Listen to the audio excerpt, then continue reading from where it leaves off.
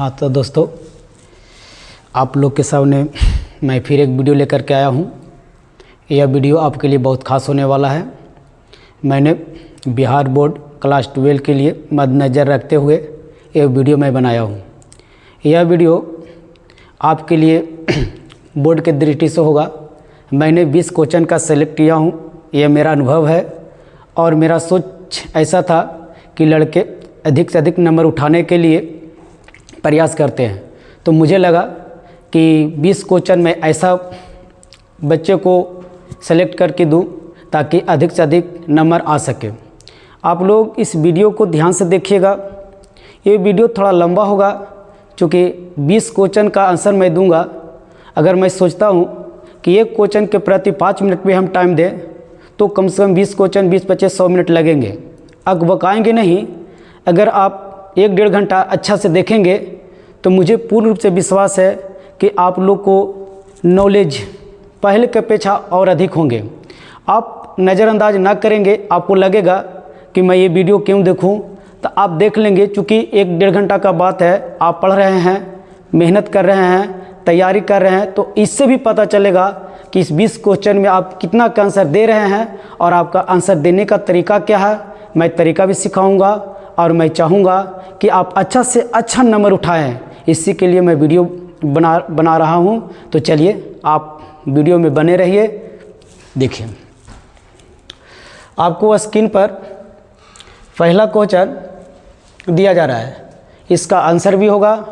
लिखा हुआ प्रकाश के पूर्ण आंतरिक परावर्तन क्या है, इसकी शर्तें बताइए।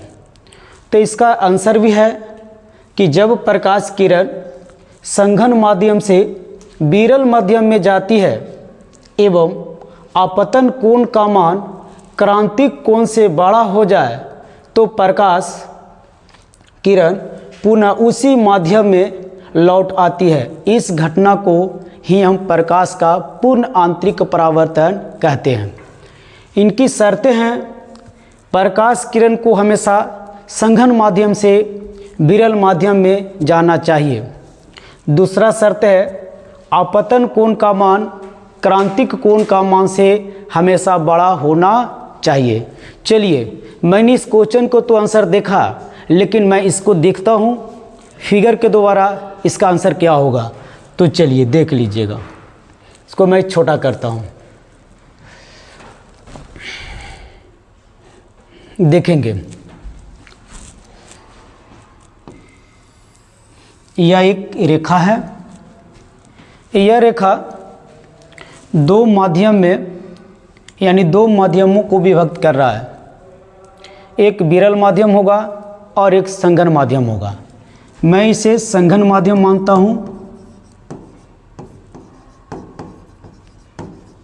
और इसको मैं विरल माध्यम से मानता हूँ।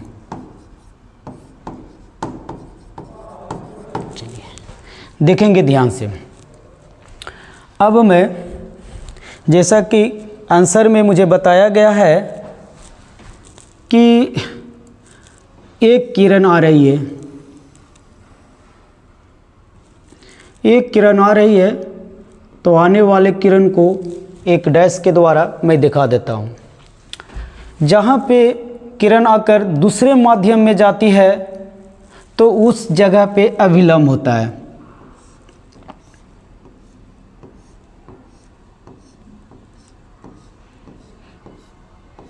मैंने अविलंब दे दिया। इस किरण को इस तरीके से निकल जाना चाहिए, लेकिन यह किरण अपवर्तन होकर अविलंब से दूर चली जाती है। क्योंकि हम जानते हैं कि जब प्रकाश की किरणें एक माध्यम से दूसरे माध्यम में जाती है तो प्रकाश का अपवर्तन होता है, और जब किरण विरल माध्यम से संघन माध्यम में जाती है तो अभिलंब की ओर मुड़ती है, और जब किरण संघन माध्यम से विरल माध्यम में जाती है तो वह अभिलंब से दूर हटता है। जैसा कि दिखाया गया है, ये संघन माध्यम है और ये विरल माध्यम है। तो प्रकाश संघन माध्यम से आ रही थी तो किरण अभिलंब से दूर मुड़ा। चलिए अब ध्यान देंगे, ये जो कोण बना इस कोण को हम आपतन कोण कहते हैं और इस कोण को हम अपवर्तन कोण कहते हैं। आपतन कोण, आपतित किरण और विलंब के बीच जो कोण बनती है उसे अपवर्तन कोण आपतन कोण कहा जाता है, और अपवर्तित किरण और अभिलंब के बीच जो कोण बनता है उसे अपवर्तन कोण कहा जाता है। अब देखेंगे दोस्तों, यहाँ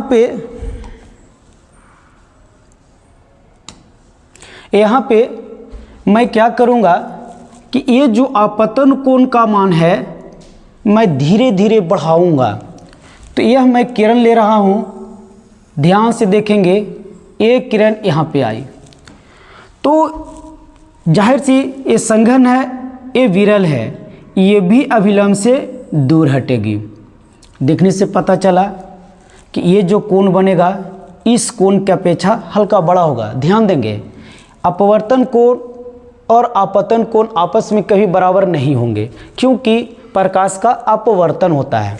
आगे बढ़ते हैं, यहाँ से मैंने एक किरण को गुजारा, अब बारी बारी से किरण को हम बढ़ाते चलेंगे। अब देखिए अगला किरण मैं ले रहा हूँ, इस तरह से किरण मैं ले रहा हूँ, ये किरण यहाँ आया तो यहाँ था, इससे दूर हट करके ये किरण इस पे चला गया। अब देखिए, अब इसके साथ जो कोण बन रहा है ये 90 डिग्री का कोण बन रहा है, और इसके संगत कोण जो बन रहा है यहाँ पे जो देख रहे हैं इस कोण को ही हम क्रांतिक कोण कहते हैं। दोस्तों ध्यान से देखिएगा, क्रांतिक कोण का मतलब क्या हुआ कि जब आपतित किरण अपवर्तन के बाद 90 डिग्री का कोण बना ले, अपवर्तन कोण 90 डिग्री का कोण बना ले तो उसका जो संगत कोण होगी उसी कोण को हम क्रांतिक कोण कहते हैं। अब देखिएगा, सॉरी सम्मुख कोण होगा। अब यहाँ पे देखिए, इसको मैं क्रांतिक कोण ले लिया।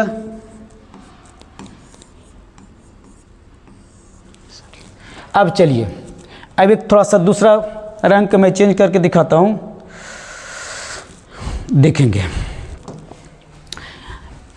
क्रांतिक कोण के मान से यदि आपतन कोण का मान बढ़ा दिया जाए तो ये किरण इस जो मेन बॉर्डर था इससे ऊपर चला जाता है।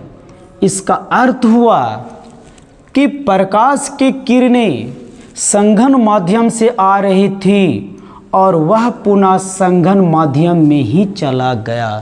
चूँकि दोस्तों हम जानते हैं कि जब प्रकाश की किरणें पुनः संघन माध्यम में ही लौट जाती है तो उसे प्रकाश का परावर्तन कहा जाता है।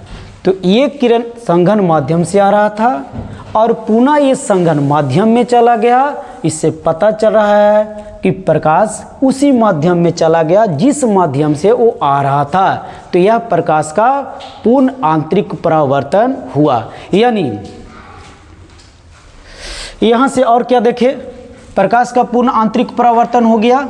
चलिए अब एक बात और पता चला, यहाँ पे जैसा कि देख रहे हैं इसका जो शर्तें होंगे वो क्या था, प्रकाश किरण को हमेशा संघन माध्यम से विरल माध्यम होना चाहिए, सत्य है। प्रकाश किरण अगर संघन माध्यम से विरल माध्यम आएगी तब प्रकाश का पूर्ण आंतरिक परावर्तन होगा, अन्यथा नहीं होगा। दूसरा, आपतन कोण का मान क्रांतिक कोण का मान से बड़ा होगा। तो देख लिया जाए, ये हमारा क्रांतिक कोण था, एक क्रांतिक कोण था और इससे बड़ा एक क्रांतिक लाल वाले किरण जो दिखा रहे हैं क्रांतिक कोण था और इससे बड़ा हुआ। तो जब बड़ा हो गया तो प्रकाश का पूर्ण आंतरिक परावर्तन हुआ। मेरे दोस्तों फिर एक बार समझेंगे मैंने क्या बताया, ध्यान से सुनेंगे।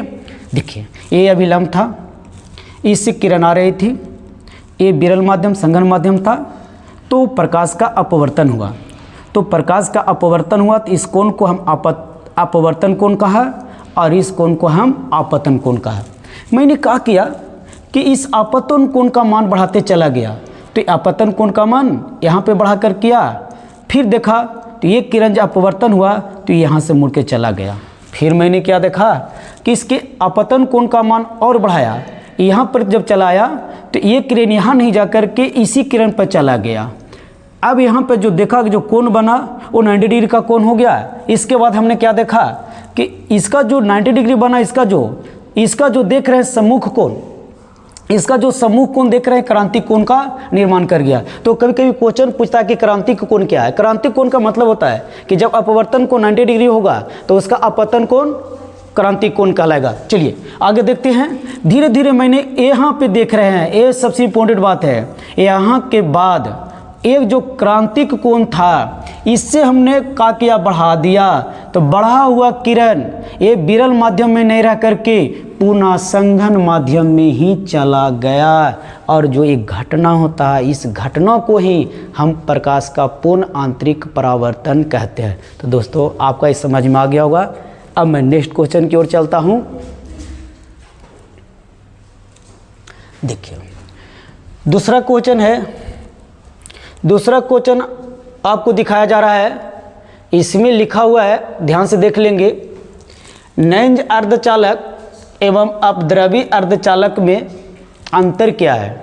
यानी हम लोग इस क्वेश्चन को अगर दूसरा तरीका से देखेंगे तो ये भी समझेंगे कि नैंज अर्धचालक और अपद्रवी अर्धचालक से क्या समझते हैं। अब यहाँ पे देखेंगे, यहाँ पे 2-3 क्वेश्चन निकलेंगे, और 2-3 क्वेश्चन जो निकलेंगे वो सारे के सारे बोर्ड में पूछा जा चुका है या पूछने वाला होगा। हाँ चलिए देखिए। अब यहाँ पर इसको किनारे में करता हूँ। चलिए अब यहाँ पे देखेंगे।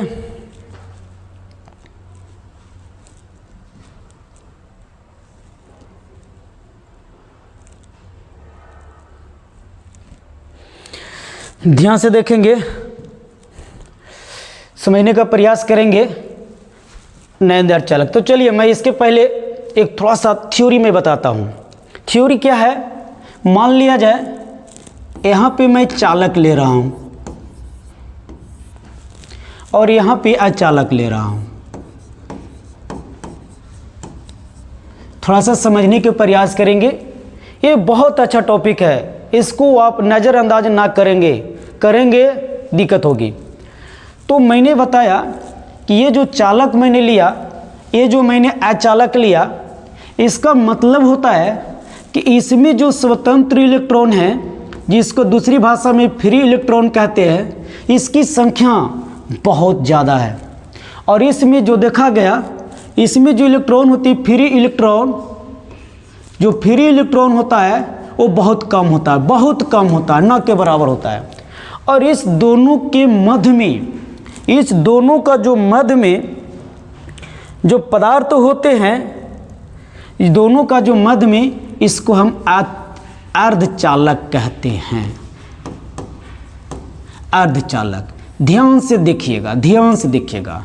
इसका परिभाषा बना, वैसा पदार्थ जिसमें स्वतंत्र इलेक्ट्रॉनों की संख्या काफ़ी अधिक होती है उसे हम चालक पदार्थ कहते हैं। वैसा पदार्थ जिसमें स्वतंत्र इलेक्ट्रॉनों की संख्या बहुत कम होता है, ना के बराबर होता है, मैं इसे अर्धचालक कहता हूँ, अचालक में पदार्थ कहता हूँ। लेकिन ये दोनों का जो मध्य में होती है उसे हम अर्धचालक कहते हैं। थोड़ा सा ध्यान देंगे, इस आंसर के पास मैं जा रहा हूँ, लेकिन इसके पहले थ्योरी वो समझेंगे। देखिए यहाँ से पता चलता है कि अर्धचालक का उदाहरण चाहिए तो होता है जर्मेनियम, दूसरा होता है सिलिकॉन,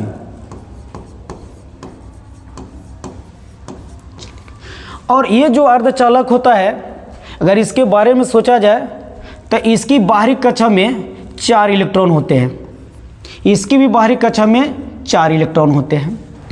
अब यहाँ पे चलिए, ये जर्मेनियम मिल गया, ये सिलिकॉन मिल गया, इसी को कहता है शुद्ध अर्धचालक। और जब इसको शुद्ध अर्धचालक कहते हैं, और शुद्ध अर्धचालक को ही कहा जाता है नैन अर्धचालक। मतलब ऐसे समझिए, अर्धचालक जो शुद्ध पदार्थ होती है उसी को नैन अर्धचालक कहते हैं। लेकिन बेटा ध्यान देना, इसकी जरूरत पड़ी, इसकी धारा का मान घटा करके प्रयोग में लाने के लिए, अर्धचालक है ना, धारा का मान घटाने के लिए या बढ़ाने के लिए इसमें व्यर्थ पदार्थ मिलाए गए। तो व्यर्थ पदार्थ क्या मिलाए गए इसे देखिए।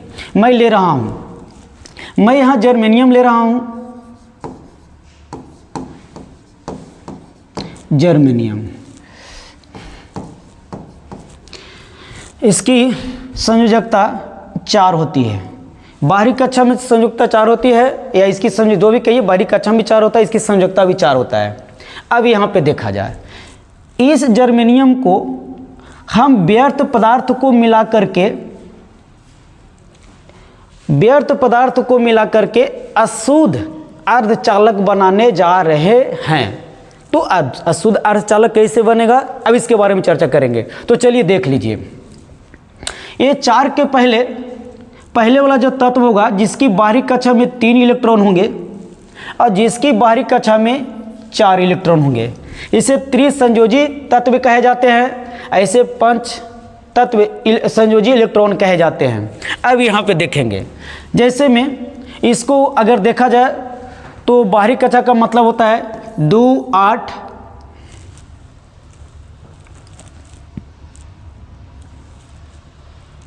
देखेंगे 2 8 3, ये एल्युमिनियम का इलेक्ट्रॉनिक विन्यास है और इसकी बाहरी कक्षा में 3 इलेक्ट्रॉन होते हैं। इसके देखा जाए फास्फोरस P हैं, इसके होते हैं 2 8 5, इसकी बाहरी कक्षा में 5 इलेक्ट्रॉन होते हैं। तो इसमें किया गया कि ये जो जर्मेनियम ले रहे हैं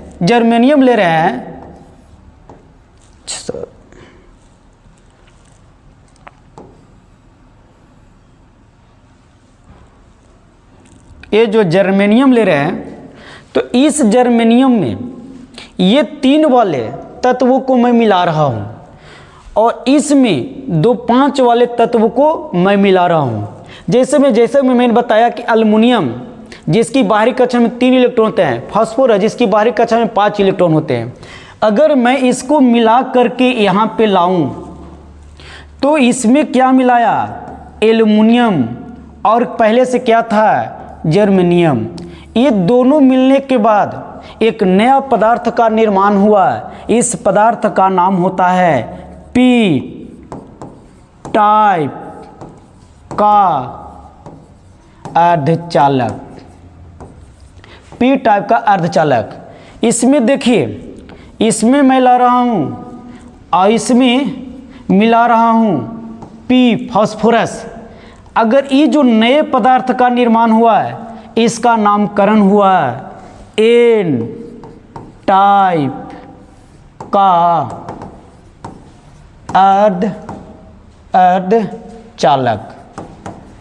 अर्धचालक। तो दोस्तों एक नया बात मिला, पी टाइप के अर्धचालक क्या है और एन टाइप के अर्धचालक क्या है।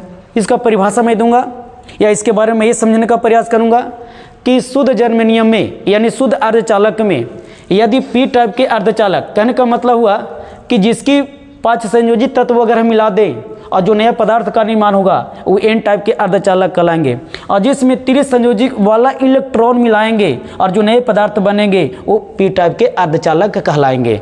और ये जो सारी व्यवस्था है जो मैंने दिखाया बोर्ड पे, एक क्रिया कहिए या विधि कहिए, इसी विधि को हम कहते हैं डोपिंग। बेटा यहाँ ध्यान देना, इस विधि का नाम क्या है, इस विधि का नाम क्या है, डोपिंग। अब देखिए इसमें से 5 प्रश्न निकल करके सामने आए। अब बारीकी से थोड़ा सा समझिए, मैंने क्या समझाने का प्रयास किया उसके बारे में फिर बता रहा हूँ। सबसे पहले चालक पदार्थ और अचालक पदार्थ। इसमें देखेंगे जो चालक पदार्थ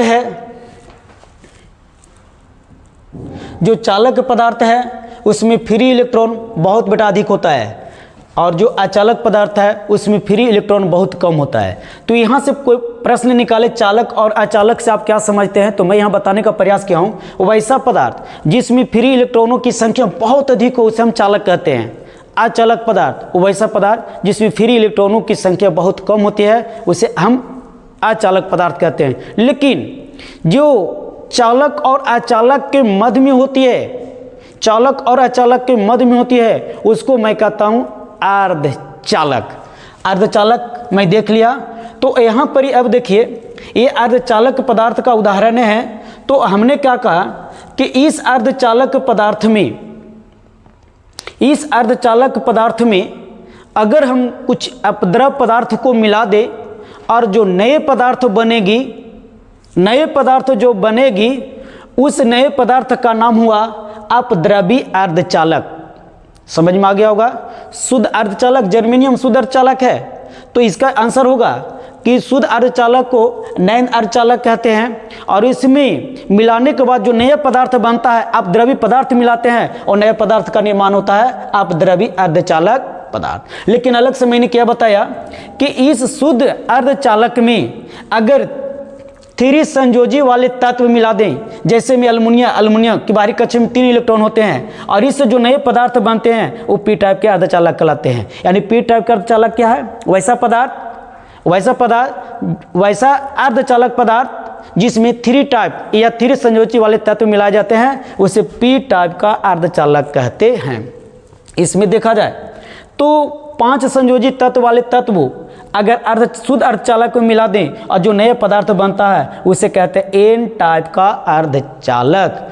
और ये जो विधियां हैं, जिस विधि द्वारा एन टाइप और अर्ध टाइप बना, उस विधि को कहिए चाहे उस क्रिया को कहिए, हम डोपिंग कहते हैं।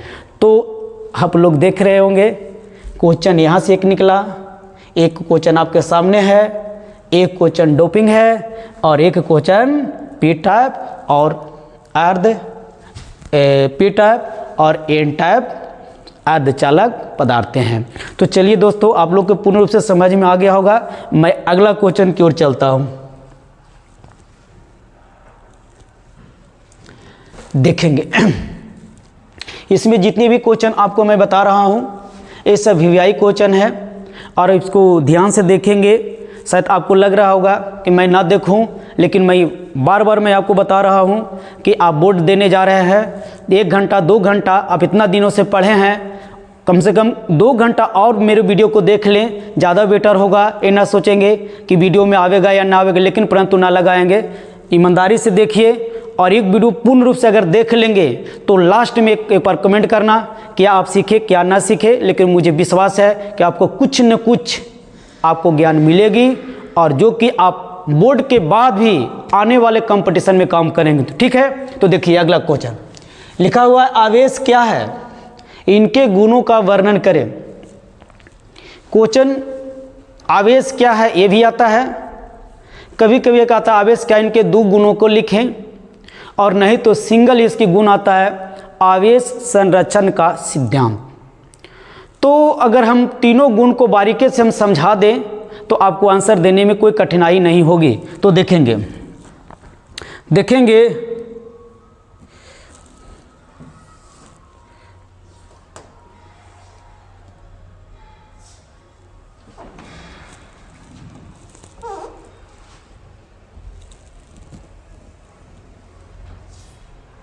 देखिए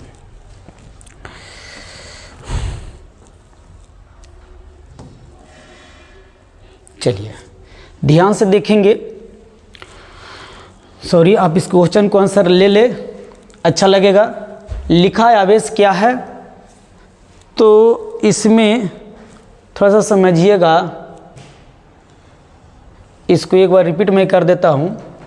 कहता है जब 2 पदार्थ को आपस में लगड़ा जाता है तब एक गुण की उत्पत्ति होती है, इस गुण को हम आवेश कहते हैं।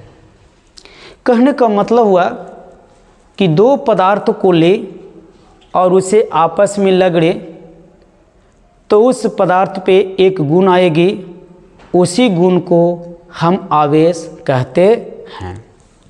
चलिए देखेंगे, इसका जो गुण होती है मुख्य रूप से 3 होता है, जिसमें पहला गुण है आवेश के संरक्षण का सिद्धांत। इसका गुण में परिभाषित हुआ आवेश को न तो निर्माण किया जा सकता है और ना ही नष्ट किया जा सकता है, सिर्फ एक रूप से दूसरे रूप में परिवर्तित किया जा सकता है, जिसे हम आवेश संरक्षण का सिद्धांत कहते हैं। आगे देखेंगे, बारीकी से मैं समझाऊंगा, परिभाषा देख लीजिए। वैद्युत आवेश की योज्यता किसी निकाय का कुल आवेश उसके विभिन्न कणों पर उपस्थित आवेश के बीजगणितीय योग के बराबर होता है। एक गुण छूट गया था आवेश के, अच्छा सॉरी, आप ये देख लिए। दूसरा है अब वैद्युत आवेश का क्वांटमीकरण, किसी आवेशित वस्तु का कुल आवेश मूल आवेश के पूर्ण गुणज के बराबर होता है। तो चलिए, ये तो सिंपल परिभाषा था, लेकिन इसका फिगर के द्वारा हम देखेंगे, ज़्यादा समझ में आएगा। और देखते रहेंगे। इसको मैं किनारे में करता हूँ। हाँ तो दोस्तों देखिए, यहाँ पर देखेंगे, मान लिया जाए कोई एक पदार्थ है और ये दूसरा पदार्थ है। इसको आपस में हम घर्षण देंगे, लगड़ेंगे। लगड़ने के बाद इसमें घर्षण के द्वारा, चूँकि हम जानते हैं ऊष्मा की उत्पत्ति होता है, और जो ऊष्मीय ऊर्जा होती है ये किसी पदार्थ के इलेक्ट्रॉन को गतिशील करता है। तो गतिशील होने के कारण इलेक्ट्रॉन का स्थानांतर होती है। स्थानांतर के कारण इसमें क्या होता है, इलेक्ट्रॉन निकल करके इसमें चला जाता है। तो इस पर जो चला जाता है तो जाने के कारण इस पर एक गुण आती है, एक गुण आ जाती है। तो इस गुण के कारण आकर्षण और प्रतिकर्षण बल का भी अनुभव होता है। तो जो गुण देख रहे हैं इस गुण को हम आवेश कहते हैं। लेकिन एक बात और यहाँ पे याद रखेंगे कि अगर इससे इलेक्ट्रॉन इसमें आई है तो इसमें इलेक्ट्रॉन की कमी हुई होगी, प्रोटॉन की संख्या बढ़ा होगा। तो प्रोटॉन की संख्या अगर बढ़ती है तो इस पे ध्यान आवेश होता है, और इसमें अगर इलेक्ट्रॉन प्रवेश किया होगा तो इसमें इलेक्ट्रॉनों की संख्या बढ़ा होगा और प्रोटॉनों की संख्या घटा होगा। तो चलिए इस पर ऋण आवेश की उत्पत्ति हो गए। तो दोस्तों परिभाषा चलिए तो अब हम लोग देखेंगे आवेश संरक्षण का सिद्धांत। तो आवेश संरक्षण का सिद्धांत जो हम देखेंगे उसमें हम समझने का प्रयास करेंगे कि इसमें क्या होता है। इसमें अकबकाने की बात नहीं, ये सब होता है, ये सब इलेक्ट्रॉनिक सामान है। चलिए कोई बात नहीं। तो चलिए मैं क्या बता रहा था, चलिए आवेश के संरक्षण का सिद्धांत। तो चलिए इसमें देखिए, तो इसमें परिभाषित किया गया है आवेश को न तो निर्माण किया जा सकता है और न ही आवेश को नष्ट किया जा सकता है, सिर्फ एक रूप से दूसरे रूप में परिवर्तित किया जा सकता है। तो एक उदाहरण के माध्यम से देखेंगे कि भाई कैसे उत्पन्न नहीं होगा, कैसे परिवर्तित नहीं होगा, नाश काय नहीं होगा। चलिए देखते हैं। हम लोग देखते हैं, एक उदाहरण लेते हैं, नमक की बात करते हैं। तो ये एक यौगिक है, इसमें देखा गया तो इस पर सोडियम पर पॉजिटिव चार्ज और क्लोरीन पर नेगेटिव चार्ज, ठीक है। इसको अगर देखा जाए तो कुल आवेश की बात किया जाए तो जीरो, कुल आवेश की बात किया जाए तो जीरो। अब देखिए, इस नमक को अगर हम इसको पानी में डाल दिया जाए, पानी में डालेंगे तो गलेगा, और जैसे गलेगा तो रिएक्शन होगा तब तो गलेगा। तो इसमें क्या होगा, तो ये आवेगा सोडियम पर पॉजिटिव चार्ज और ये आवेगा क्लोरीन पर नेगेटिव चार्ज। जरा सोच के देखिए कि अगर मैं यहाँ जोड़ दूँ तो उसके बाद भी कुल जो चार्ज होगी वो भी जीरो होगा। तो मैंने क्या बताया, कुल आवेश जीरो, कुल आवेश जीरो। तो ये अभिक्रिया के पहले का कुल आवेश शून्य, अभिक्रिया के बाद का कुल आवेश शून्य। इससे पता चलता है कि आवेश को न तो निर्माण किया जा सकता है और न ही नष्ट किया जा सकता है। तो यहाँ पे सवाल यही था कि आवेश के संरक्षण का सिद्धांत, यानी आवेश संरक्षित रहता है। तो अब यहाँ पे देखेंगे दूसरा गुण में क्या है, वैद्युत आवेश की योज्यता। किसी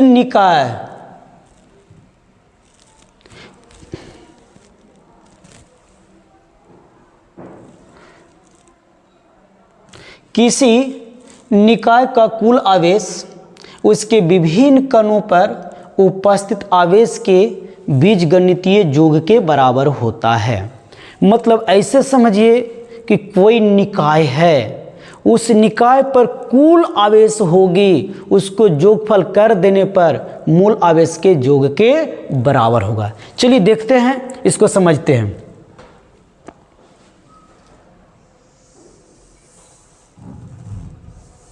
चलिएगा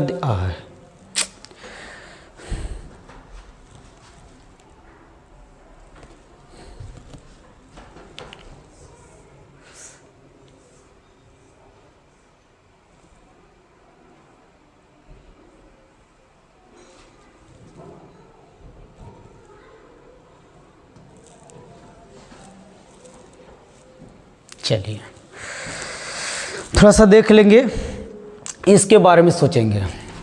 मान लिया जाए ये कोई निकाय है, ऐसा निकाय है, इस पर 20 कूलम आवेश है, 5 कूलम आवेश है, 10 कूलम आवेश है, 50 कूलम आवेश है, जो भी मैं मान लूँ 1 कूलम आवेश है।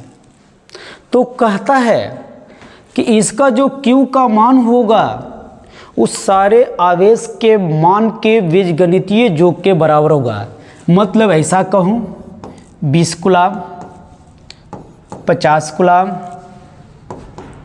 5 कूलम, 10 कूलम, 1 कूलम। मैंने क्या दिखाया, इस निकाय का जो कुल आवेश होगी वो मूल आवेश के बीजगणितीय योग के बराबर होगा। क्योंकि जैसा कि यहाँ बताया जा रहा है, किसी निकाय का कुल आवेश उसके विभिन्न कणों पर उपस्थित आवेश के बीजगणितीय योग के बराबर होता है। तो जितना आवेश था उसको मैंने जोड़ दिया, कुल योग Q से दिखा दिया, यही तो परिभाषा कह रहा था। चलिए आगे देखते हैं।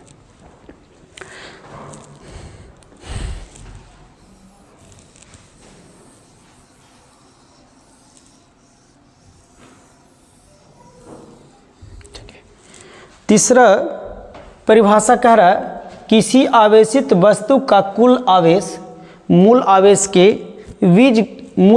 के पूर्ण गुणक के बराबर होता है। जैसा कि अभी हम लोग देखा था कि मान लिया जाती कोई पदार्थ था, ये भी कोई पदार्थ था, इसको किसी विधि द्वारा आवेशित किए, तो इसमें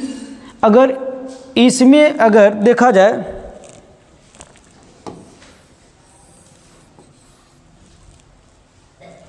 एक कोई पदार्थ है, इस पदार्थ को हमने धन आवेश से आवेशित कर दिया, किसी विधि द्वारा इसमें हमने आवेशित किया, तो इसमें इलेक्ट्रॉन प्रवेश किया होगा या इलेक्ट्रॉन निकला होगा। लेकिन इसमें पॉजिटिव चार्ज है तो इलेक्ट्रॉन तो निकला ही हुआ होगा।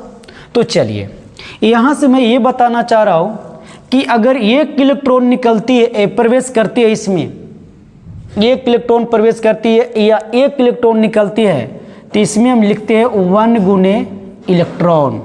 यानी मैं क्या बताना चाह रहा हूँ, अगर 2 इलेक्ट्रॉन गुने इसकी जो मान होगी, अगर यहाँ डाल दे 1.6 इंटू 10⁻⁻19 कूलम होती है आवेश।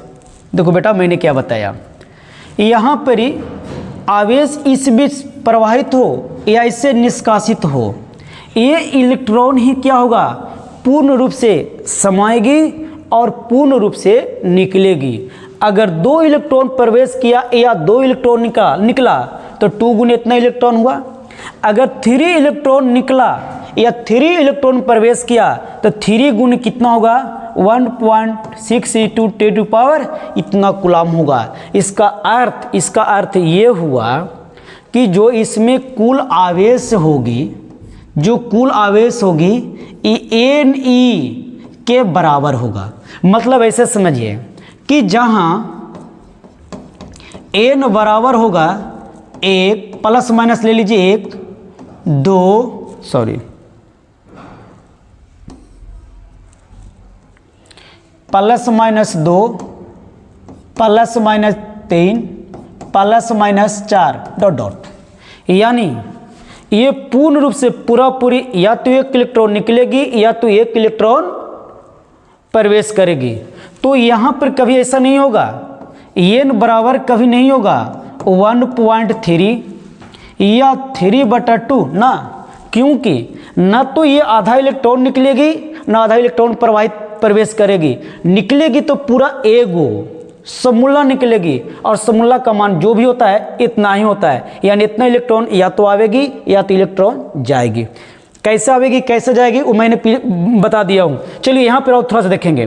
तो इसका अर्थ क्या हुआ कि +-1 यानी -2 इलेक्ट्रॉन लिख सकते हैं, चलेगा, +5 इलेक्ट्रॉन लिख सकते हैं, चलेगा, लेकिन 3.5 इलेक्ट्रॉन नहीं लिखेंगे, ये गलत है। तो चलिए दोस्तों, मैंने क्या बताने का प्रयास किया कि अगर कोई वस्तु आवेशित है तो उस पर जो आवेश की मान होगी, उस आवेश पर जो मान होगा वह आवेश के यानी इलेक्ट्रॉन के कुल संख्या के गुणज के बराबर होगा। जैसा कि दिखा गया है, किसी आवेशित वस्तु का कुल आवेश मूल आवेश के पूर्ण गुणज, यानी मूल आवेश A हुआ और पूर्ण गुणज n हुआ। n का मान 1 2 3 4 5 6 ± कुछ भी होगा, अगर इससे गुना कर देंगे वही कहलाएगा वैद्युत आवेश का क्वांटीकरण। दोस्तों, मैंने 3 परिभाषा दिया, तीनों परिभाषा बोर्ड के दृष्टि से बहुत ज़बरदस्त था, और आपको इसको 1 बार 2 बार करके आगे पीछे करते हुए वीडियो को देखते चलिएगा। मुझे लग रहा हो कि आप बोर हो रहे होंगे, लेकिन बोर मत होइए, क्योंकि आपको कुछ करना है, और बोर से डरोगे, बोर समझोगे तो कुछ कर नहीं पाओगे। क्योंकि ये वीडियो आपको लिए ही बनाया गया है, आपके बारे में मैं सोच करके बनाया कि आपका नंबर बेहतर कैसे हो। तो चलिए अगला क्वेश्चन देखिए। अगला क्वेश्चन आपको पास दिया गया है, ट्रांसफार्मर के ताम्र क्षय को समझाएं। आंसर में दिखाई दे रहा होगा, लिखा हुआ है, ट्रांसफार्मर के प्राथमिक कुंडली एवं द्वितीयक कुंडली के तार में धारा के प्रवाहित होने पर ऊष्मा उत्पन्न होती है। इस प्रकार विद्युत ऊर्जा का ऊष्मा के रूप में क्षय होना या क्षय होता है, जिसे हम ताम्र क्षय कहते हैं। चलिए मैं एक बार अपनी इच्छा से अपनी दिमाग से मैं इसको कैसे समझाता हूँ, ये देखेंगे। मान लिया जाए ट्रांसफार्मर की जहाँ तक बात करते हैं, जैसा कि यहाँ बताया गया, उसमें 2 कुंडली होती है, और जब विद्युत धारा की प्रवाह करते हैं कुंडली से होकर के, तो विद्युत धारा का कुछ मान, कुछ भाग ऊष्मा में परिणत हो जाता है, और यह ऊष्मा बगल वाले माध्यम में चला जाता है। चूँकि हम जानते हैं कि ऊष्मा की प्रवाह उच्च ताप से निम्न ताप की ओर होती है, तो बगल का जो माध्यम होगा, किसी तरह का कोई माध्यम होगा, उसमें चला जाएगा। तो यही कहलाया विद्युत धारा का कुछ भाग ऊष्मा के रूप में क्षय होता है, ऊष्मा के रूप में बर्बाद होता है। इसी को हम लोग कहते हैं ताम्र क्षय। क्या मैंने बताया कि ट्रांसफार्मर में 2 कुंडली होता है, दोनों कुंडली से यदि विद्युत धारा की प्रवाह हम कर दें, तब उसमें विद्युत धारा का कुछ भाग ऊष्मा में परिणत होता है, और ऊष्मा के रूप में वह समाप्त हो जाती है, जिसे हम ताम्र क्षय कहते हैं। ये क्वेश्चन हल्का था, इसमें कोई सजान नहीं था। चलिए आपको समझ में आ गया होगा। नेक्स्ट क्वेश्चन देखते हैं, देखेंगे। क्रिकहॉफ के नियम को लिखें।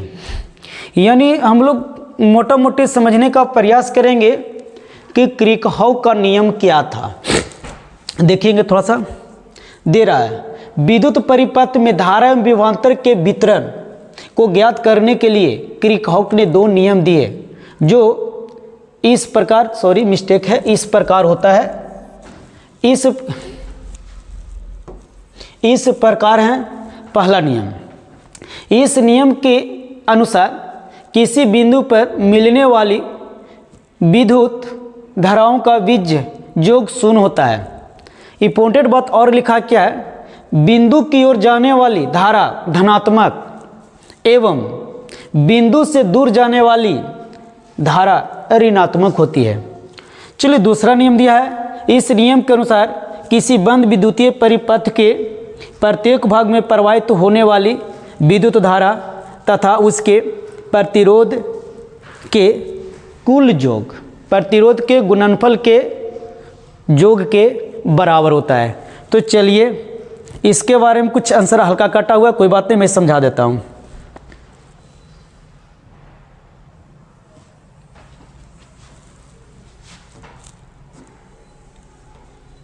चलिए देखेंगे।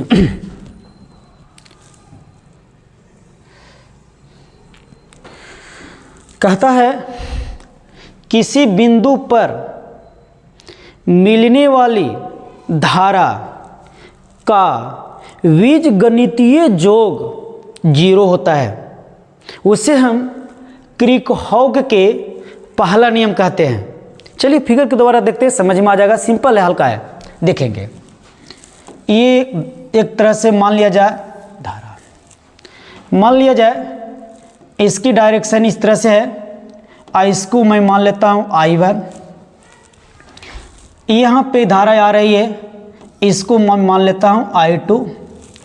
अब यहाँ से धारा निकल रही है, इसको मैं मान लेता हूँ I3, और यहाँ से ये निकल रही है, इसको मैं मान लेता हूँ I4। यहाँ पे मैं O बिंदु मान लेता हूँ।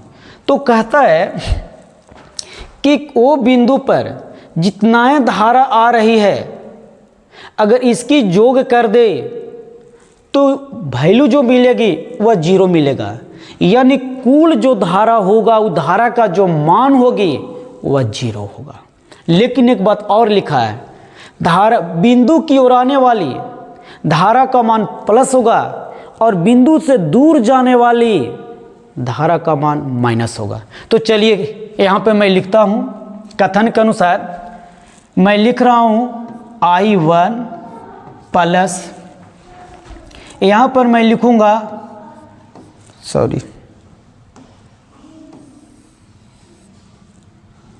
यहाँ पर लिखूँगा मैं I2 प्लस, यहाँ पर मैं लिखूँगा माइनस। देखिएगा ये धारा जैसा कि दिखाया जा रहा है, थोड़ा सा मिस्टेक है, चलिए कोई बात नहीं, ये यहाँ से निकल रही है, तो निकलने वाली धारा का मान ऋणात्मक होगा। देखिएगा ऋणात्मक, बिंदु की ओर जाने वाली धारा धनात्मक, बिंदु से दूर जाने वाली, चूंकि बिंदु की ओर आ रहा है तो ये बिंदु से दूर जा रहा है, माइनस होगा। प्लस ये भी निकल रही है, मूल बिंदु से दूर जा रही है, तो ये होगा क्या चीज, -I4 बराबर क्या होगा, 0।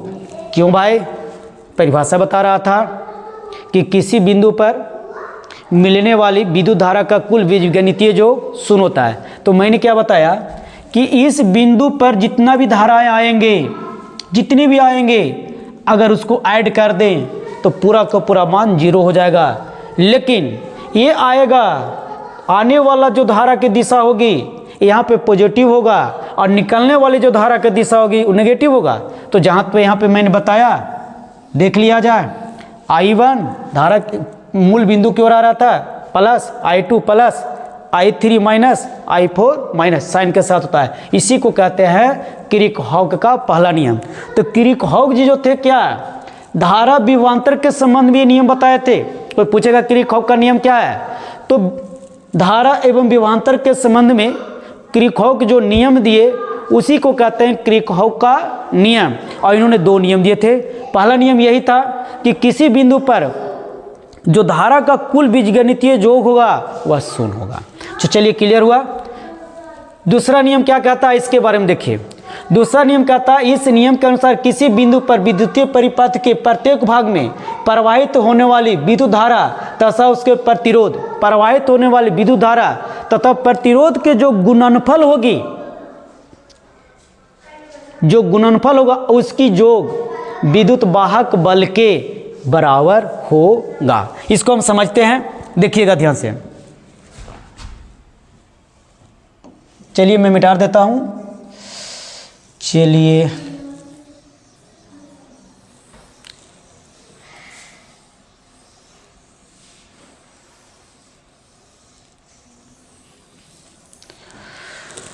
अब यहाँ पे देखें,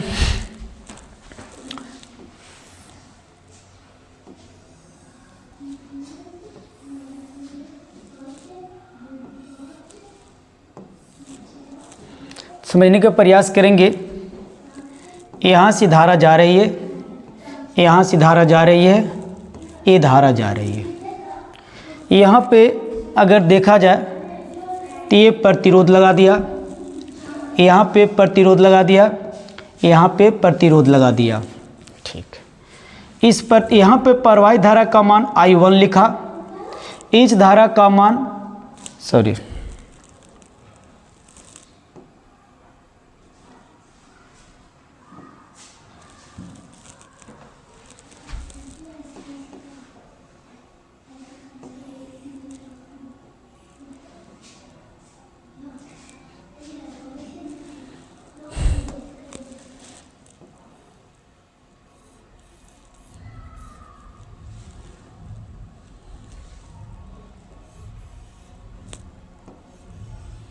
चलिए ध्यान देंगे। और इसको मैं लिख रहा हूँ, इसको मैं लिख रहा हूँ प्रतिरोध R1, यहाँ पर लिख रहा हूँ, यहाँ पर लिख रहा हूँ I2, और यहाँ पर लिख रहा हूँ I3। यहाँ पर मैं लिख रहा हूँ R1, R2, R3। ध्यान से देखेंगे, I1 R1, I2 R2, I3 R3। अगर इसको मैं गुणा कर दूं, और अगर इसको मैं गुणा कर दूं और इसको मैं गुणा कर दूं, तो ये जो इसको गुणा करके ऐड कर दूं तो विद्युत वाहक बल के योग के बराबर होगा। तो मैं यहाँ पर लिखना चाह रहा हूँ, तो यहाँ लिखेंगे विद्युत वाहक बल बराबर, यहाँ लिखेंगे I/R1 प्लस, एक डायरेक्शन में है, दूसरा क्या होगा I/R2 प्लस, ये देखिए डायरेक्शन इसका चेंज होता है, ध्यान से देखिएगा। तो ये हो जाएगा क्या, माइनस I/3R3। क्या सीखा, क्या देखा? देखो मैं क्या बताया, ये बंद परिपथ था, इसमें प्रतिरोध और धारा बह रही थी।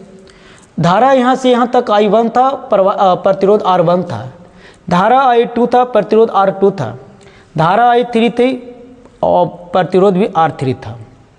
यहाँ से चला, ये डायरेक्शन एक समान में था, तो एक समान के लिए पॉजिटिव होता है, लेकिन ये देखिए ये इधर से जा रहा है, इधर जा रहा है, ये उल्टा पड़ गया, उल्टा के लिए माइनस होता है। सब हम लोग वेक्टर में पढ़ चुके थे।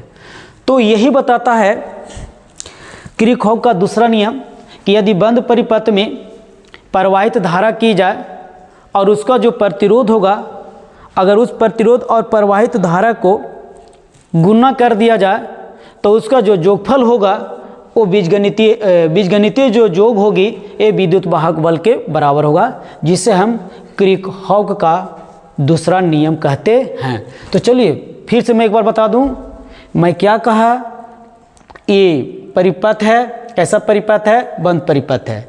धारा प्रवाह रही I1, प्रतिरोध होगा R1, I2 R2, I3 R3। इसमें मैं दिखाना चाह रहा हूं कि ये डायरेक्शन देखिए, ये डायरेक्शन देखिए, इस तरह से एक इसका डायरेक्शन हुआ, लेकिन इसका थोड़ा सा देखिए, ये डायरेक्शन जो हुआ ये दोनों का अपेक्षा उल्टा हुआ है। तो ये दोनों प्लस के साथ जुटेगा, ये जुटेगा लेकिन माइनस के साथ जुटेगा, जैसा कि मैंने माइनस साइन दिखा करके जोड़ दिया। यही था किरचॉफ के दूसरा नियम। नेक्स्ट क्वेश्चन की ओर चलेंगे।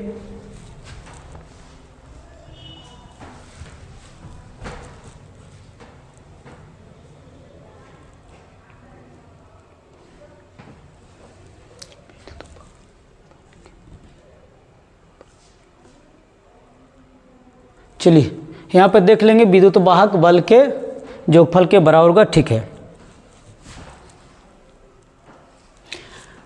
चलिए अब यहाँ पे देखेंगे एक और मज़ेदार क्वेश्चन है। लिखा है प्रकाश विद्युत प्रभाव क्या है। सोचिए, प्रकाश विद्युत प्रभाव क्या है।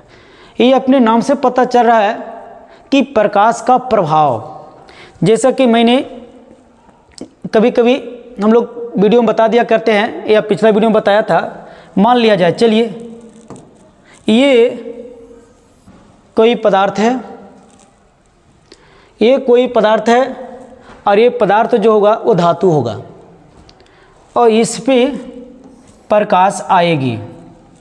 जैसे इस पर प्रकाश पड़ेगा तो ये वस्तु ऊष्मीय ऊर्जा के कारण गर्म होगी। गर्म होगा तो उसमें जो इलेक्ट्रॉन होगा वो ऑटोमेटिक होगा, गतिशील होगा। क्योंकि इलेक्ट्रॉन के गतिशील के कारण ही तो वस्तु का अनुभव होता है गर्म है या ठंडा। अगर इलेक्ट्रॉन गतिशील नहीं होगा तो वस्तु न गर्म होगी न ठंडा होगी। तो इस पर जाहिर चीज हम प्रकाश दिया गया, धूप में रखा गया, कुछ भी किया गया तो ऊष्मीय ऊर्जा को ग्रहण करेगी और ग्रहण कैला के बाद इससे क्या निकलेगी, एक इलेक्ट्रॉन निकलेगी। और ये जो घटना है, यही घटना प्रकाश का विद्युत प्रभाव कहलाता है। क्या मैंने बताया कि किसी धातु पर उस पर प्रकाश पड़ेगी, उसकी इलेक्ट्रॉन गतिशील होगी, क्योंकि उस प्रकाश में एक प्रकार की ऊर्जा है जो ऊष्मीय ऊर्जा मान लिया जाए, ये भी सही है, ऊष्मीय ऊर्जा के कारण इसमें निकलेगा। तो ये जो इलेक्ट्रॉन निकलेगा और ये जो घटना है, इस घटना को ही हम प्रकाश विद्युत प्रभाव कहते हैं। देखिए इसका परिभाषा कैसे दिया गया। धातु पिंड से प्रकाश के अपतन के कारण इलेक्ट्रॉन को उत्सर्जन को घटना को प्रकाश का विद्युत प्रभाव कहते हैं। इसमें एक बात और ऐड किया है कि प्रकाश द्वारा उत्सर्जित इलेक्ट्रॉन, अगर यहाँ से जो इलेक्ट्रॉन निकल रहे हैं, उत्सर्जित इलेक्ट्रॉन हो रहा है, उसको फोटो इलेक्ट्रॉन कहा जाता है। एक सवाल अच्छा है कि प्रकाश के द्वारा किसी धातु से जो इलेक्ट्रॉन निकलती है या प्रकाश प्रभाव के कारण जो इलेक्ट्रॉन निकलती है, उस इलेक्ट्रॉन को फोटो इलेक्ट्रॉन कहा जाता है। इनके प्रवाह के कारण उत्पन्न धारा को प्रकाश विद्युत धारा कहते हैं। अब यहाँ पे कोई पूछेगा प्रकाश विद्युत धारा क्या है, तो प्रकाश के कारण जो धारा की प्रवाह होती है धातु में, उस धारा को प्रकाश विद्युत धारा कहते हैं। चलिए मोटा मोटी मैंने समझाने का प्रयास किया कि मान लिया जाए कोई धातु पर प्रकाश पड़ेगा, पड़ने के कारण उसमें ऊष्मीय ऊर्जा होगी, उस ऊष्मीय ऊर्जा के कारण उसकी जो इलेक्ट्रॉन होगा वो गतिशील होगा। इलेक्ट्रॉन जब गतिशील होगा तो उस सतह को छोड़ करके निकलेगी और जो इलेक्ट्रॉन निकलेगी उसको फोटो इलेक्ट्रॉन कहा जाता है। और इसमें जो धारा की प्रवाह हुआ उसे प्रकाश विद्युत धारा के नाम से जाना जाता है। चलिए दोस्तों ये भी क्लियर हुआ। हल्का क्वेश्चन था, आप लोग बने रहिए, समझते रहिए, ठीक है। अगला क्वेश्चन है तरंगार्ग से क्या समझते हैं। वाह कितना सुंदर क्वेश्चन, बहुत छोटा क्वेश्चन लेकिन बहुत अच्छा क्वेश्चन। चलिए मैं इसके बारे में भी देखता हूँ। चलिए इसको मैं छोटा करूँगा तब तो अच्छा होगा।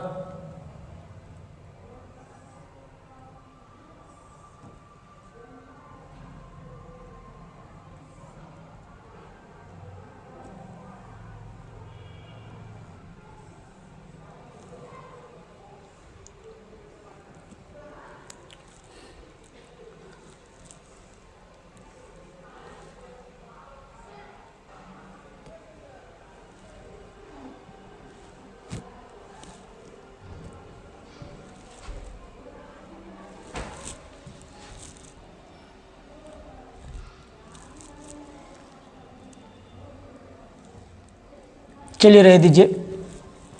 चलिए यहाँ पर देखेंगे हमने समझने का प्रयास करेंगे तरंगार्ग क्या है। अच्छा तरीक़ा से समझेंगे। अगर हम तरंगार्ग समझ जाएंगे तो यहीं से मैं एक क्वेश्चन का और आंसर दे दूंगा जिसका नाम है हाइगेंस का द्वितीय तरंगिकाएँ। चलिए देखिएगा, ध्यान से समझिएगा। मैं बताना चाह रहा हूँ कि मान लिया जाए ये प्रकाश स्रोत है या यहाँ से प्रकाश निकल रही है, तो यह प्रकाश अपने को चारों दिशाओं, मान लीजिए कि ये बल्ब है, बल्ब को मैं जला दिया तो बल्ब तो चारों दिशाओं में समान रूप से फैलेगी, समान रूप से फैलेगी। थोड़ा सा समझेंगे दोस्त। हम जानते हैं कि जो प्रकाश होगा वो एक प्रकार के तरंग के रूप में चलेगी। इसको हम लोग कहते हैं श्रृंग और इसको हम लोग कहते हैं गर्त। श्रृंग और गर्त के रूप में ये प्रकाश चल रही है। तो यहाँ पे देखा जाए कि इसको बीच में मैंने एक रेखा और बना रहा हूँ, शायद आप लोग के समझ में नहीं आ रहा होगा, आ जाएगा।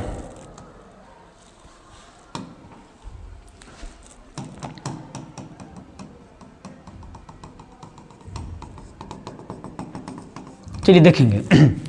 यहाँ पे मैंने समझाने का क्या प्रयास किया कि ये कोई प्रकाश बिंदु है, ठीक है, यहाँ पे लाइट दे रही है, तो यहाँ से देखिए, फिगर से देखिएगा, यहाँ पे ऊपर की ओर गया, इसको श्रृंग बोलते हैं और इसको गर्त बोलते हैं, और इसको फिर श्रृंग बोलते हैं, गर्त बोलते हैं। श्रृंग गर्त, श्रृंग गर्त, श्रृंग गर्त के रूप में प्रकाश प्रवाह होती है। इसको एक जगह इकट्ठा मैंने किया, श्रृंग श्रृंग को एक जगह और गर्त गर्त को एक जगह। तो हुआ क्या, यहाँ से प्रकाश चला, ये पूर्ण रूप से पूरा है, इसको मैं श्रृंग मान लूँ, इसके बाद इसको गर्त मान लूँ, इसको श्रृंग मान लूँ, और इसको गर्त मान लूँ, और इसको श्रृंग मान लूँ। समझ में आ गया होगा, एक श्रृंग एक गर्त, एक श्रृंग एक गर्त। चूँकि जब लाइट है तो चौपट्टी ऐसे ऐसे होकर के फैलेगा, चूँकि गोल है ना, फुटबॉल के जैसा बढ़ते जाएगा, बढ़ते जाएगा, बढ़ते जाएगा, बढ़ते चल जाएगा। जैसा कि मैंने बल्ब का उदाहरण दे रहा हूँ कि बॉल अगर जलता है तो पूरा फैलते चला जाता है। तो चलिए, इसके लिए यहाँ पर जो चल के आती है वो हम जानते हैं कि 3 लाख किलोमीटर प्रति सेकेंड की चाल से प्रकाश चलती है। तो ये वाला जो कण के रूप में है, क्योंकि हम ये भी जानते हैं कि प्रकाश एक छोटे छोटे कणों की समूह है, जिसको न्यूटन महोदय ने बताया था कि प्रकाश अत्यंत सूक्ष्म कणों की बनी होती है, जिसे हम कणिका सिद्धांत कहते हैं। तो ये जो पृष्ठ बना, ये जो पृष्ठ बना, इस पृष्ठ को ही हम तरंगार्ग कहते हैं। फिर से बात समझे, ये प्रकाश स्रोत है। प्रकाश स्रोत की एक निश्चित दूरी के बाद एक पृष्ठ बनती है, उस पृष्ठ को ही हम तरंगार्ग कहते हैं। क्लियर हुआ? मैंने क्या बताया कि कोई प्रकाश स्रोत के एक निश्चित दूरी के बाद एक पृष्ठ बनती है, उस पृष्ठ को ही तरंगार्ग कहा जाता है। और वह जो पृष्ठ था वो प्रकाश के छोटे छोटे कणिकाएं थी। तो यहाँ से देखिए, ये भी तरंगार्ग है, ये भी तरंगार्ग है, और ये भी तरंगार्ग है। तो चलिए दोस्तों, आपको जो मैंने बताने का प्रयास किया वो तो समझ में आ गया होगा, लेकिन एक बार और देखेंगे।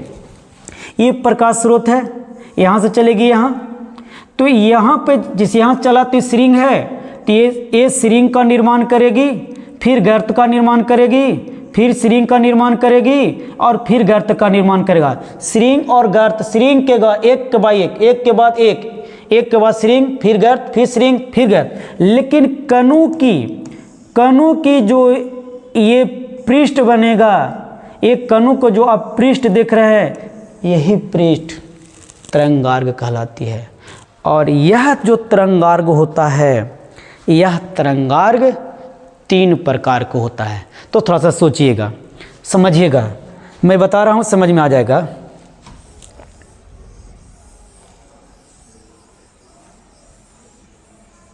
देखेंगे, अगर समझ में आ रहा होगा तो लाइक करेंगे। चलिए देखिए,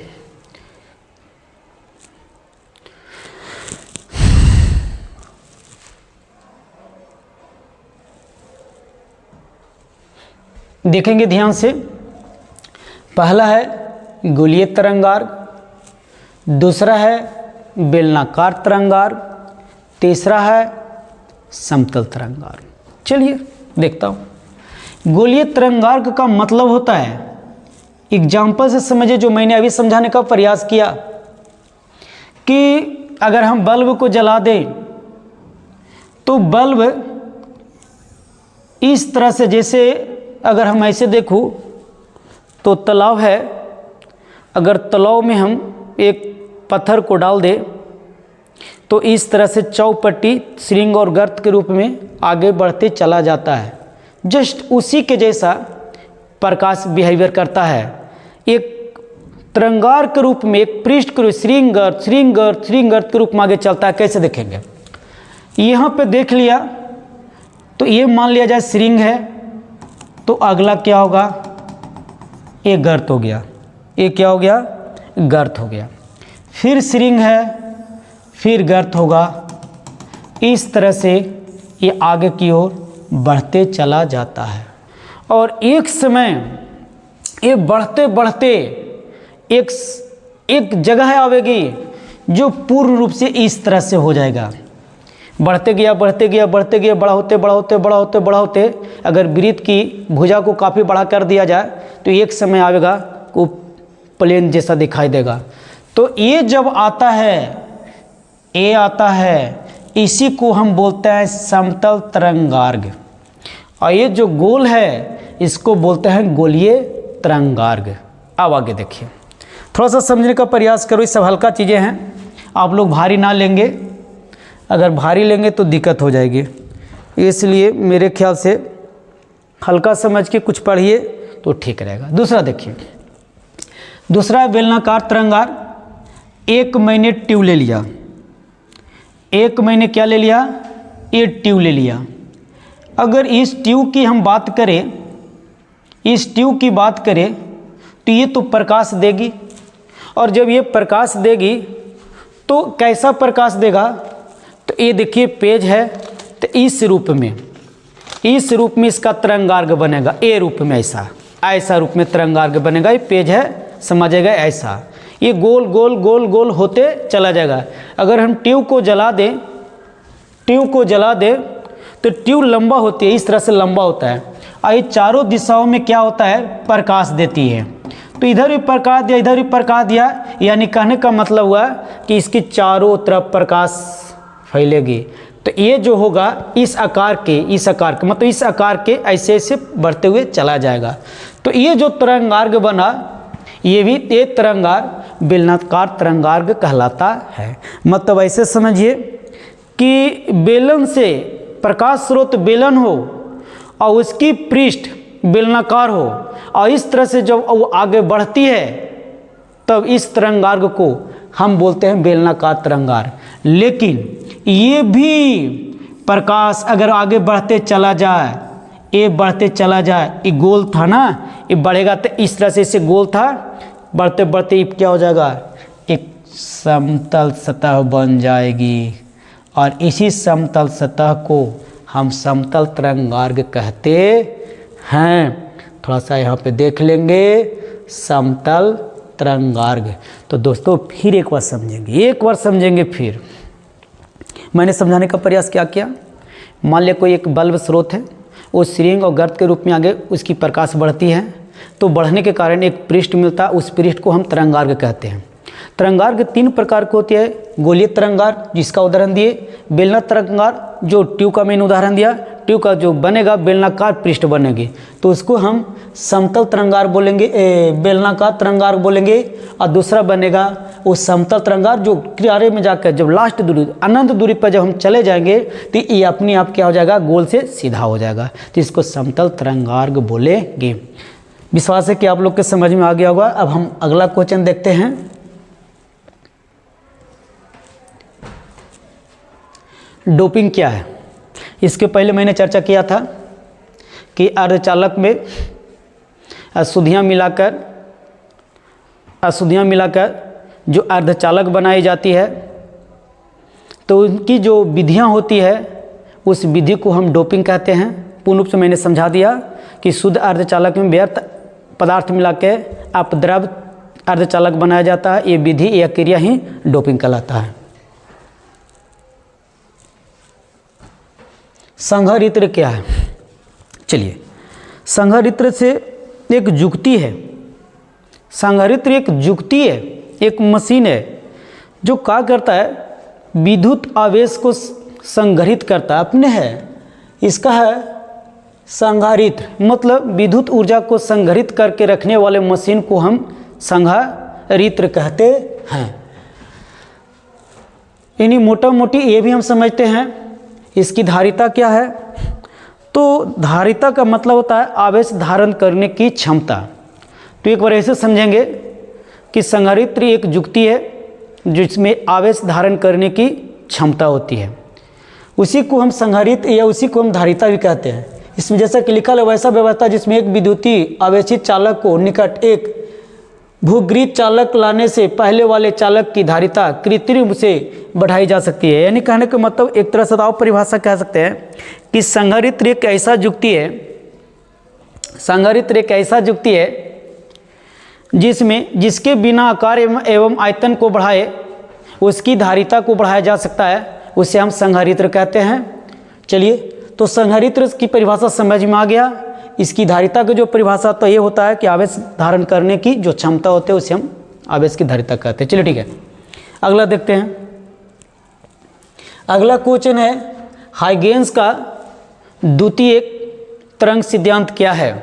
दोस्तों ये क्वेश्चन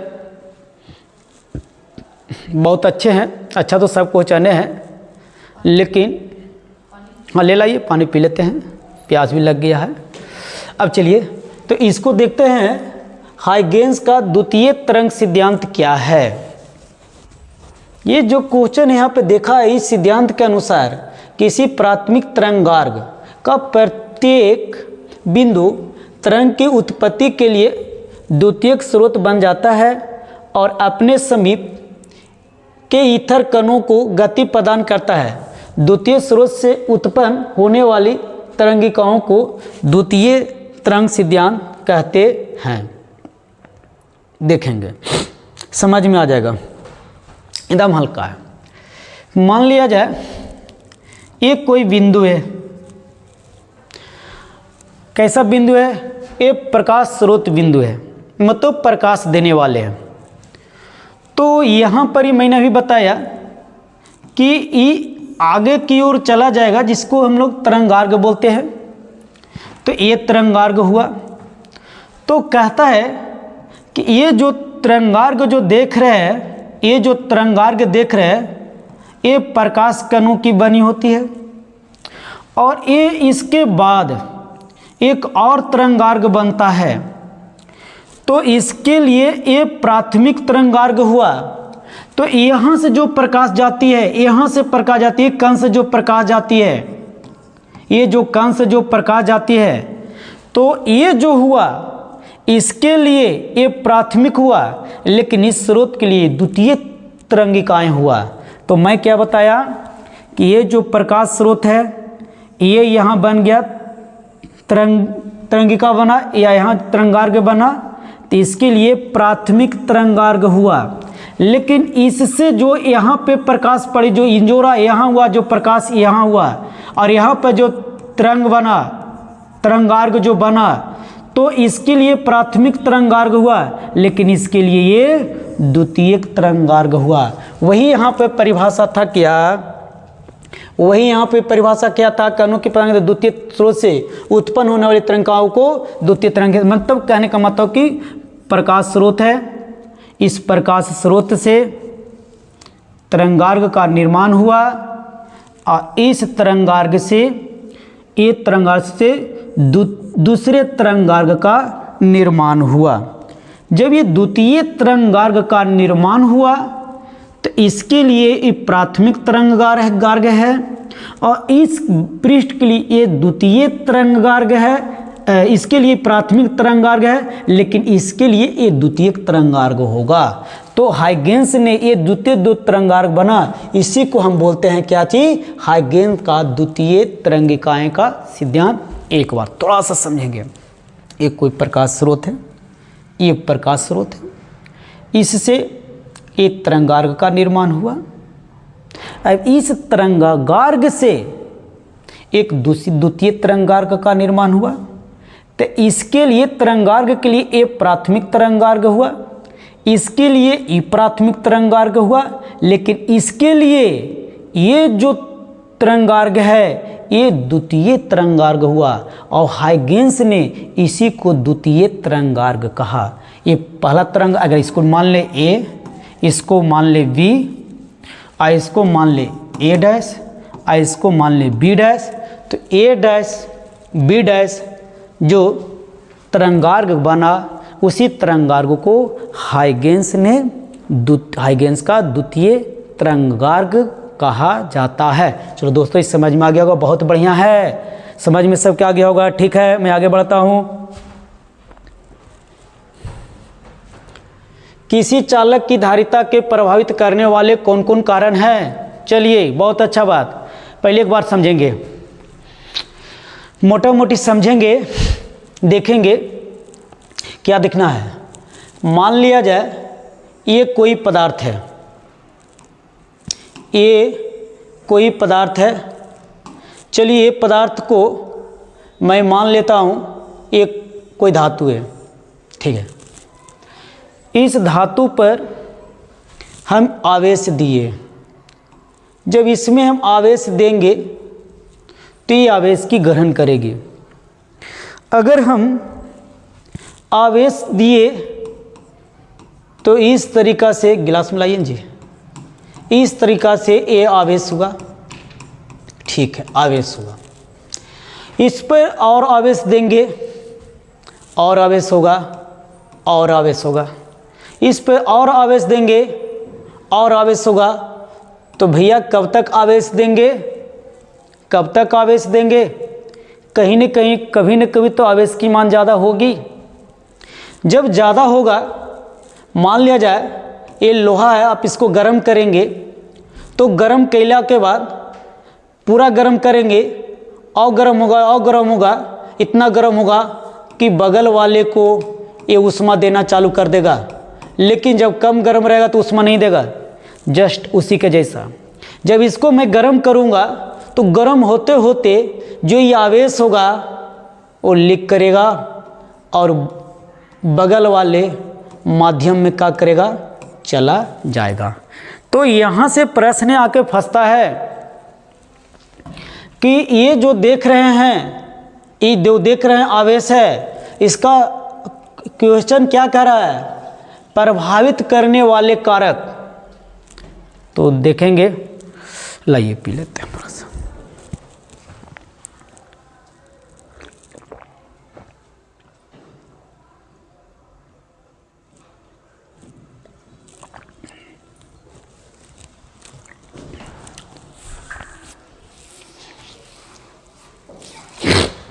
चलिए ध्यान दीजिएगा, तो यहाँ पे लिखा है कि जब किसी चालक में विद्युत धारा की प्रवाह देते हैं, चलिए इतना ही समझ लीजिए, ज़्यादा क्वेश्चन लंबा नहीं है। चालक का पृष्ठीय क्षेत्रफल, यानी ऐसे समझें कि इसमें हम आवेश दे रहे हैं, थोड़ा सा मैं डिटेल कर देता हूँ। इसमें हम आवेश दे रहे हैं, तो आवेश दिया ई, इसका जो आवेश देंगे तो गारंटी कि विभव इसका बढ़ेगा, विभव इसका बढ़ेगा। अभी आवेश है, इससे हम बढ़ा दें तो विभव बढ़ेगी, तो विभव को मान लिया जाए भी। अगर इसको मैं क्या करूं, इस समानुपाती को हटा दूं, तो ये Q बराबर होगा, Q बराबर होगा CV, जहां C नियतांक है, इसी को संधारित्र को सूचित करते हैं, या इसी को हम धारिता बोलते हैं, धारिता। तो C बराबर हुआ Q/V। किसी कारणवश V का मान बढ़ेगा, तो यहाँ देखिए चालक का पृष्ठीय क्षेत्रफल, अगर क्षेत्रफल ये है और इसको बढ़ा दिया जाए इतना, तो जाहिर सी बात है कि ज़्यादा आवेश लेगी, तो इसका भी प्रभावित हो जाएगा। चालक के निकट अन्य चालकों की उपस्थिति पर, एक कोई चालक है और इसके अगल बगल में दूसरा चालक लाएंगे, तो ये दूसरे पर विपरीत साइन का उत्पत्ति कर लेगा, और इसकी वैल्यू में भी क्या होगी, इसकी विभव में कमी होगी। चालक के चारों ओर माध्यम की प्रकृति पर, और इस पर जो अगल बगल के जो माध्यम है, इस पर भी निर्भर करता है। यानी मोटा मोटी समझिए, तो हम लोग विभव को कम बेसी होना, चूँकि इससे भागा पड़ेगी ना, तो इसकी क्या होगा, धारिता पर प्रभाव पड़ेगा। चलिए ठीक है, हल्का क्वेश्चन था, समझ में आ गया होगा। चुंबकीय आघूर्ण को परिभाषित करें एवं इसके मात्रक को लिखें। लिखा है किसी चुंबक के ध्रुव, परवल एवं चुंबकीय लंबाई के गुणनफल को चुंबकीय आघूर्ण कहते हैं। चुंबक में बेटा 2 ध्रुव होते हैं, उनके ध्रुव और उसकी लंबाई के साथ गुना कर दें तो यही गुणनफल चुंबकीय आघूर्ण कहलाती है। चुंबक के ध्रुव और चुंबक के लंबाई के जो गुणनफल होगी उसी गुणनफल को हम चुंबकीय आघूर्ण कहते हैं। ऐसे एम द्वारा सूचित किया जाता है और ये सदिश राशि है, इसकी दिशा दक्षिणी ध्रुव की ओर होता है, ये भी याद रखेंगे। ठीक, अगला दिया है भावर धारा से आप क्या समझते हैं। भावर धारा की मैं बात करूंगा तो देख लेंगे। फोको नामक वैज्ञानिक ने अपने प्रयोग से यह देखा कि यदि कोई धातु का टुकड़ा बदलते हुए चुंबकीय क्षेत्र में रखा हो या किसी चुंबकीय क्षेत्र में इस प्रकार से गतिशील हो तो उससे समान चुंबकीय फ्लक्स में समय के साथ परिवर्तन हो तो धातु के संपूर्ण आयतन में प्रेरित धाराएं उत्पन्न हो जाती है जो धातु के टुकड़े के गति का विरोध करता है। चलिए देखिए, मान लिया जाए कोई चुंबकीय क्षेत्र है, चुंबकीय क्षेत्र में जिसकी फ्लक्स परिवर्तित है उसमें धातु ले जाएंगे, धातु का टुकड़ा, तो चुंबकीय फ्लक्स के साथ घर्षण होगी। तो घर्षण के कारण उस धातु में एक प्रकार की धारा उत्पन्न होगी, वही धारा भावर धारा के नाम से जाना जाता है। लेकिन ध्यान रहे, चुंबकीय क्षेत्र होना चाहिए, उसकी फ्लक्स में परिवर्तित होना चाहिए और तब उसमें जब धातु को रखेंगे उसके साथ घर्षण होगी और घर्षण के कारण उसमें एक धारा उत्पन्न होगा, उस धारा को ही भावर धारा कहा जाता है। इसका कभी कभी पूछता उपयोग रेलगाड़ी के चुंबकीय ब्रेक में, विद्युत चुंबकीय अवमंदन में किया जाता है। आगे चलिए, प्रकाश के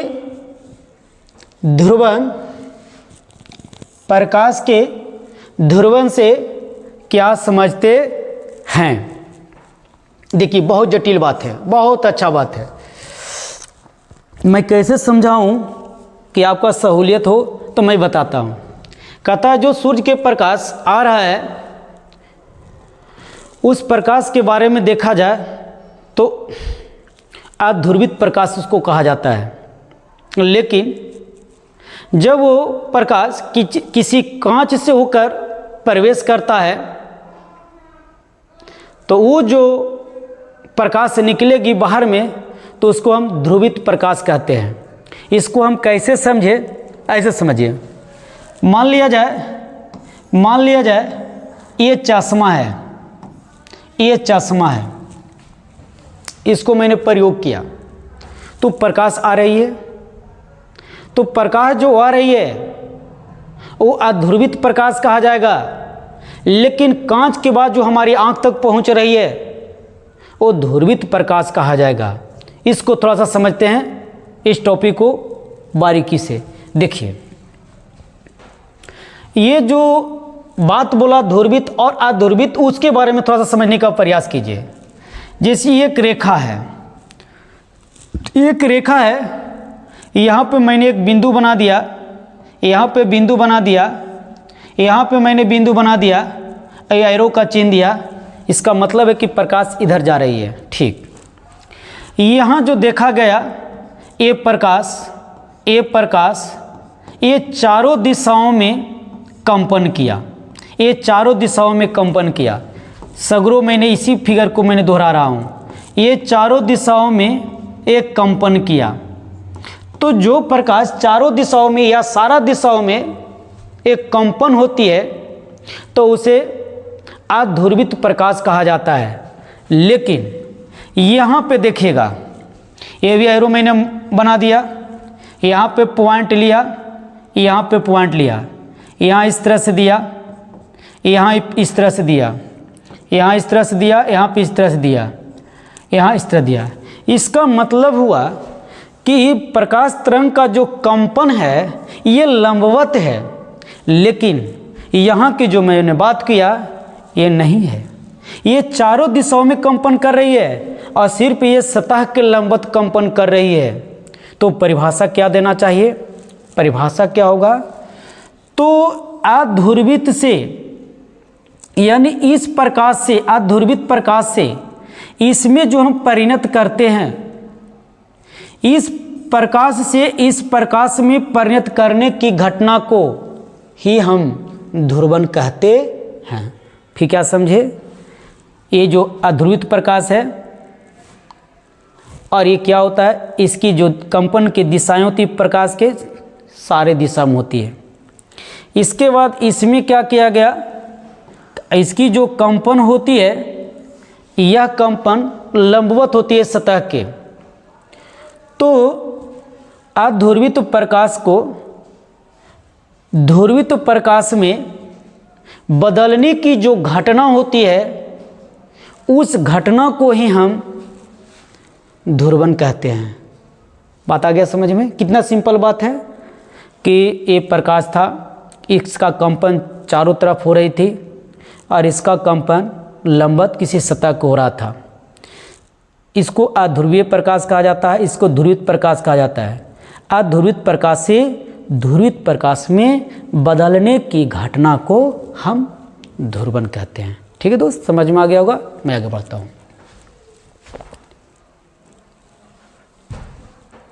देखिए एरम लिखा हुआ मॉडुलन को परिभाषित करें एवं इसके विभिन्न प्रकार को लिखें। देखेंगे लिखा हुआ निम्न आवृत्ति के मूल सिग्नल को, निम्न आवृत्ति के सिग्नल, आवृत्ति इसकी कम है, अधिक दूरी तक प्रेषित नहीं किया जा सकता, अधिक दूरी तक उसको सिग्नल को नहीं भेजा जा सकता है। इसलिए प्रेषित पर निम्न आवृत्ति की संदेश सिग्नलों की सूचनाओं को किसी उच्च आवृत्ति की तरंग पर अध्यारोपित किया जाता है। सूचना के वाहक की भांति व्यवहार करता है। जैसे कहने का मतलब निम्न आवृत्ति वाला तरंग है, उच्च आवृत्ति वाला तरंग पर अगर हम उसको अध्यारोपित कर दें तो ढेर दूर तक चला जाता है। तो ये जो घटना है या ये जो विधि है इसी को मैं कहता हूँ मॉडुलन। बेटा मॉडुलन 3 प्रकार का होता है, आयाम मॉडुलन, आवृत्ति मॉडुलन, कला मॉडुलन। ये भी परीक्षा की दृष्टि से उतना ही बढ़िया है जितना कि सारी क्वेश्चन को मैं देखते हुए आ रहा हूँ। आप लोग भी इसको पुनः 2 बार 3 बार वीडियो को आगे पीछे करके देखेंगे तब समझ में आएगा। आगे देखते हैं। चुंबकीय फ्लक्स क्या है, इसका एसआई मात्रक को लिखें। लिखा एक समान चुंबकीय क्षेत्र में चुंबकीय प्रेरण तथा अल्पांशीय क्षेत्र सदिश के अदिश गुणनफल को चुंबकीय फ्लक्स कहते हैं। चलिए मैं इसको मैं सरल भाषा में मैं बताता हूँ। कहता है किसी चुंबकीय क्षेत्र से गुजरने वाली बल रेखाओं की कुल संख्या को विद्युत चुंबकीय फ्लक्स कहते हैं, यानी चुंबकीय फ्लक्स कहते हैं।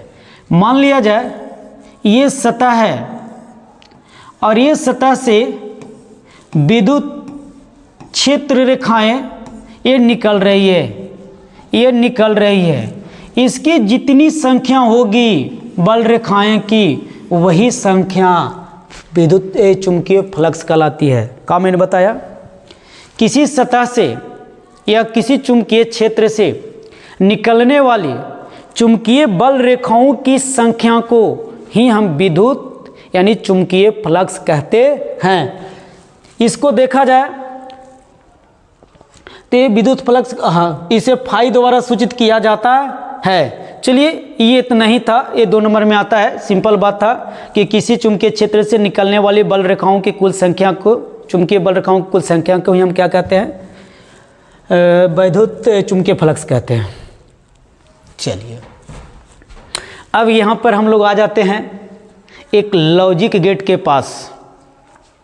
ये लॉजिक गेट थोड़ा सा लड़कन को दिमाग में बहुत कठिनाई पैदा करता है। लॉजिक गेट क्या है, लॉजिक गेट को हम कैसे समझे। और अगर बच्चे समझ भी जाते हैं तो 2, 4, 10 दिन, 1 महीना में ये भुला जाते हैं। लेकिन मैं इसको सरल भाषा में समझाने का प्रयास करूंगा जो आपका लंबा समय तक आपका दिमाग में लॉजिक गेट बना रहे। चलिए देखते हैं लॉजिक गेट क्या है, पहली परिभाषा देखते हैं। लिखा है ऐसा डिजिटल परिपथ किसी सिग्नल को अपने अंदर से केवल तभी निकलने देती है या देता है जबकि कुछ तर्कपूर्ण शर्तें पूरी होती है, उसे हम लॉजिक गेट कहते हैं। अब यहाँ पर देखेंगे कि जो लॉजिक गेट होता है वो कई प्रकार का होता है, तो मैंने 5 प्रकार के दिखा के रखा है। और gate, AND gate, NOT gate, NOR gate और नैंड गेट। अब इसका ट्रूथ टेबल देखेंगे, ये पांचों का ट्रूथ टेबल क्या होगा, और बारी बारी से करके देखेंगे कि और गेट, जो भी गेट देख रहे हैं उसकी बारे में मैं बता रहा हूँ। ध्यान से वीडियो को देखिएगा। झुक रहे हैं तो झुकनी को हटा दीजिए, लग रहा है कि आप झुकिए रहे हैं, ना झुकेंगे नहीं तो फिर लॉजिक गेट निकल जाएगा। देखिए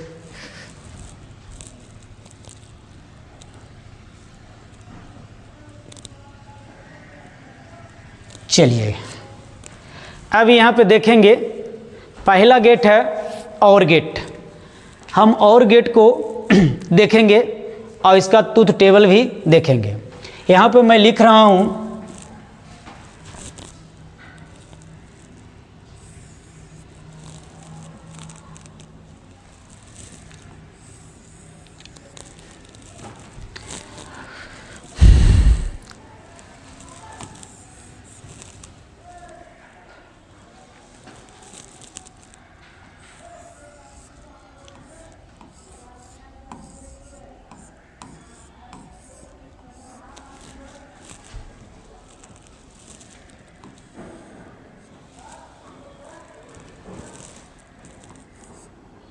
ये मैंने और गेट लिखा। और गेट का कैसा होगा फिगर से देखेंगे।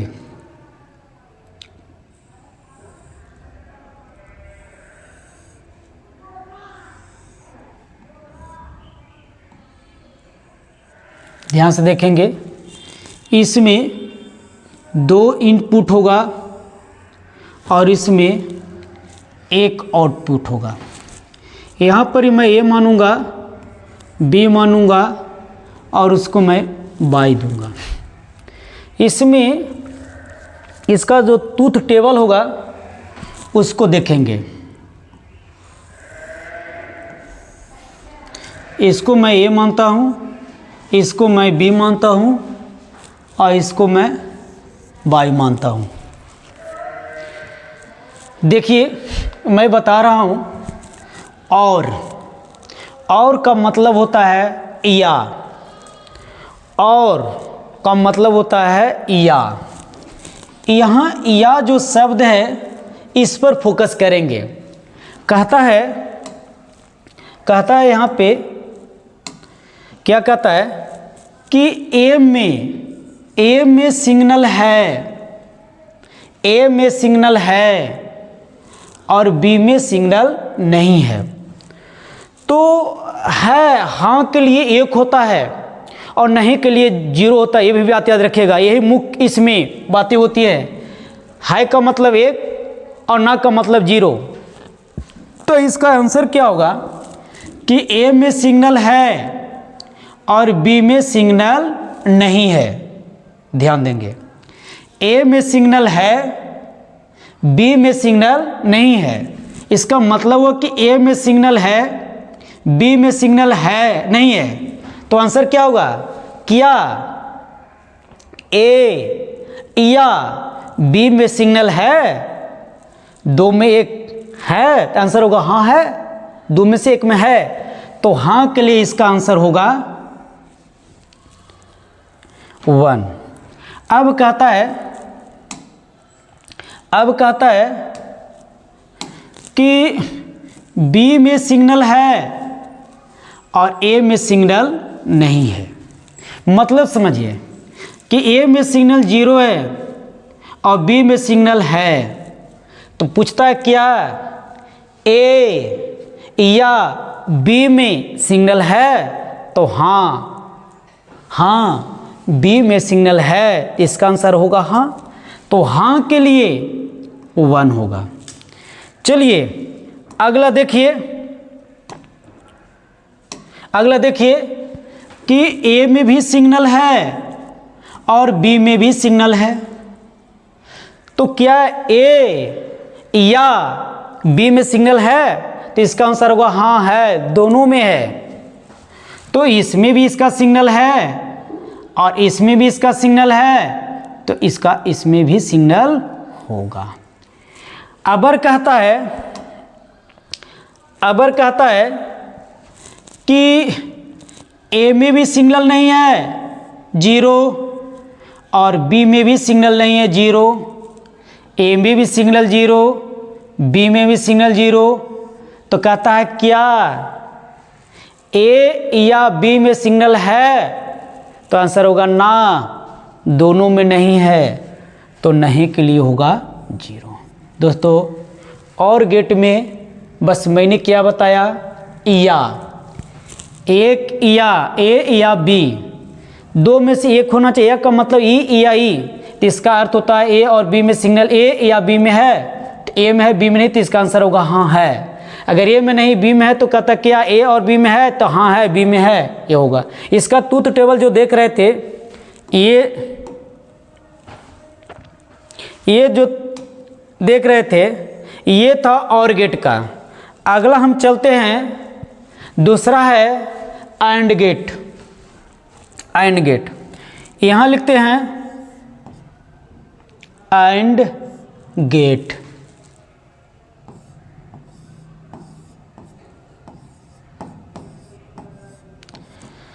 इसका मतलब होता है और, इसका मतलब होता है और। चलिए इसका ट्रूथ टेबल देखेंगे।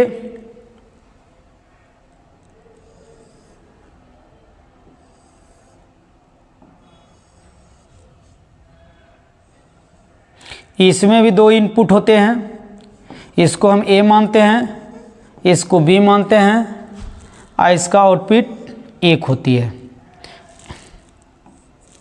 और इसको हम वाई मानते हैं। चलिए इसका ट्रूथ टेबल देखते हैं। इसका ट्रूथ टेबल देखते हैं क्या होता है।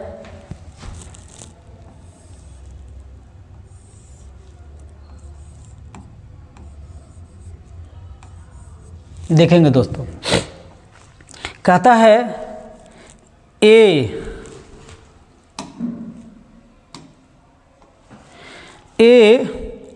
ए में सिग्नल है और बी में सिग्नल नहीं है। आंसर मिलाइए, ए में सिग्नल है और बी में सिग्नल नहीं है, तो कहता क्या ए और बी में सिग्नल है? तो कहता है ना, ए में है और बी में नहीं है। और का मतलब होता है दोनों, दोनों में होगा तब ना हाँ होगा। तो यहाँ इसका आंसर होगा नहीं, बी में सिग्नल नहीं है। दूसरा देखिएगा,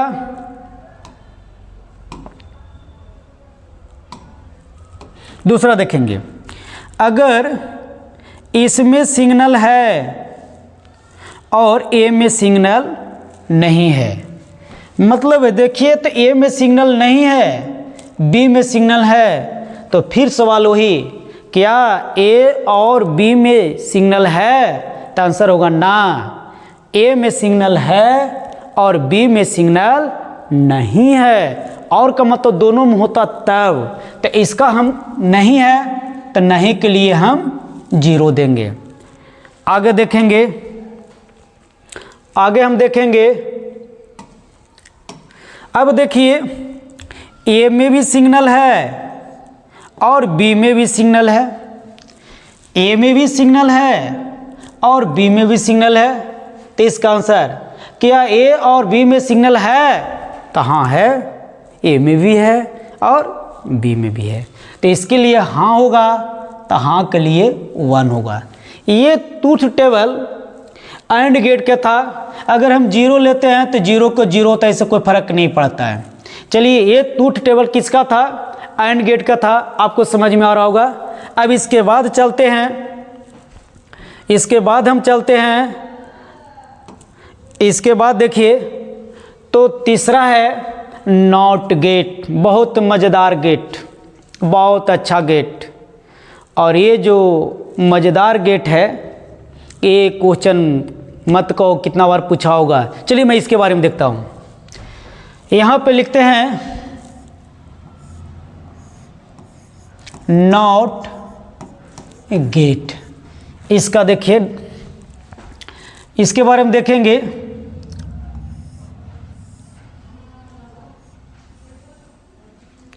इसमें एक इनपुट होते हैं और एक ही आउटपुट होते हैं, एक इनपुट और एक आउटपुट। इसमें मज़ेदार बात यही है कि अगर एक इसमें सिग्नल होगा तो आउटपुट नहीं होगा, अगर आउटपुट हाँ होगा तो सिग्नल नहीं होगा। मतलब जो हाँ होगा वो ना में होगा, जो ना होगा वो हाँ में होगा। तो चलिए इसका ट्रूथ टेबल देखते हैं। इसमें ए रखते हैं और इसमें बी रखते हैं, सॉरी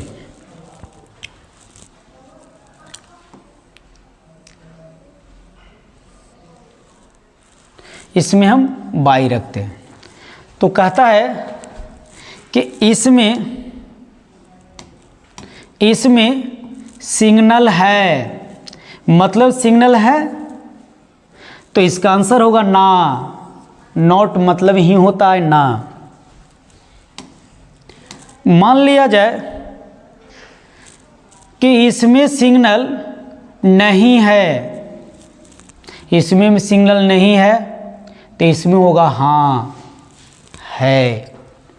तो ये जो देख रहे हैं नॉट गेट, हाँ तो इसका आंसर हो गया ना, हाँ नहीं तो इसका आंसर होगा ना। ये नॉट गेट का ट्रूथ टेबल था। अब देखिएगा अगर ये तीन गो के, अगर आपका तीनों और गेट अगर आपको समझ में आ गया होगा तो यही तीनों के सहायता से मैं अगला का ट्रूथ टेबल बहुत आसानी तरीका से मैं ज्ञात कर लूँगा। चलिए कैसे देख लेंगे। चलिए अब यहाँ से मैं शुरू करता हूँ।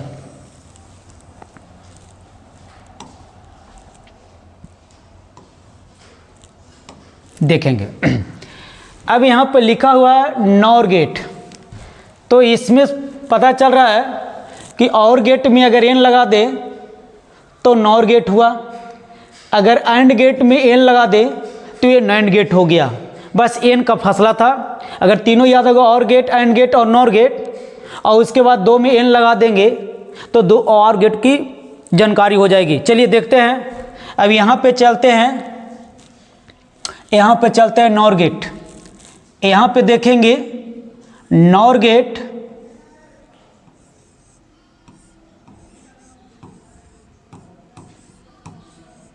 नॉर गेट देखेंगे। इसको नॉर गेट यहाँ है,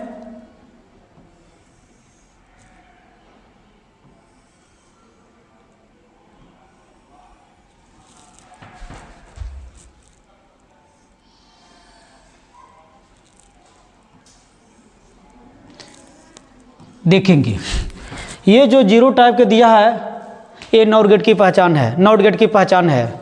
और अगर ये हटा देंगे तो नॉर गेट हो जाएगा। जीरो के पहले और गेट था, ये जीरो जो जीरो टाइप को मैं दे दिया वो किसका पहचान हो गया, ये पहचान हो गया नॉर गेट का। इसके एक तरह से और देखेंगे तो इसको मैं इसमें भी ट्रूथ टेबल, इसमें देख रहे हैं दो गो इनपुट होगा और एक गो आउटपुट होगा। एक जरा सा और देखेंगे, जरा सा ध्यान देंगे।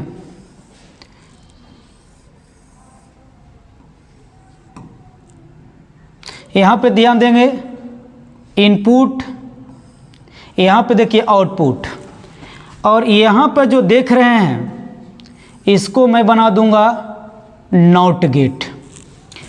तो इसका अर्थ क्या हुआ कि ये जो सारी चीज़ें दे रहे हैं इसके बदले में 0 टाइप के था, लेकिन अगर ये नहीं देना चाहते तो ये देना होगा। और जब यहाँ पे ये हम दे देंगे तो पूरी आप जो यहाँ पे देख रहे हैं ये सब का उल्टा होगा। जैसे में देखिए इसका ट्रूथ टेबल देखिए, ए मान ले, बी मान ले और इसको मैं वाई मान लेता हूँ।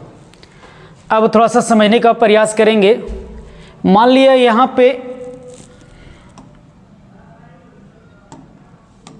मान लीजिए इसमें दिया गया है कि इसमें ए मानते हैं, बी मानते हैं, इसमें तरंग है तो तरंग के लिए 1 0। तो इसमें और गेट में चलते थे 1 या ए या बी में तरंग है तो आंसर मिलता था हाँ के लिए 1 होता था, तो यहाँ पर 1 मिलता था 1, लेकिन इसके बाद जब 1 होता था तो यहाँ पे 0 मिलता था। तो हमें ए रिजल्ट चाहिए तो यहाँ पर हो जाएगा क्या चीज़ 0। जैसे में देख रहे हैं ए में सिग्नल था, बी में सिग्नल नहीं था, तो इसका आंसर 1 हुआ, इसका आंसर 1 हुआ। और जब नॉट गेट में 1 होता है तो उसका आंसर क्या होता है 0 होता है। आगे बढ़ते हैं।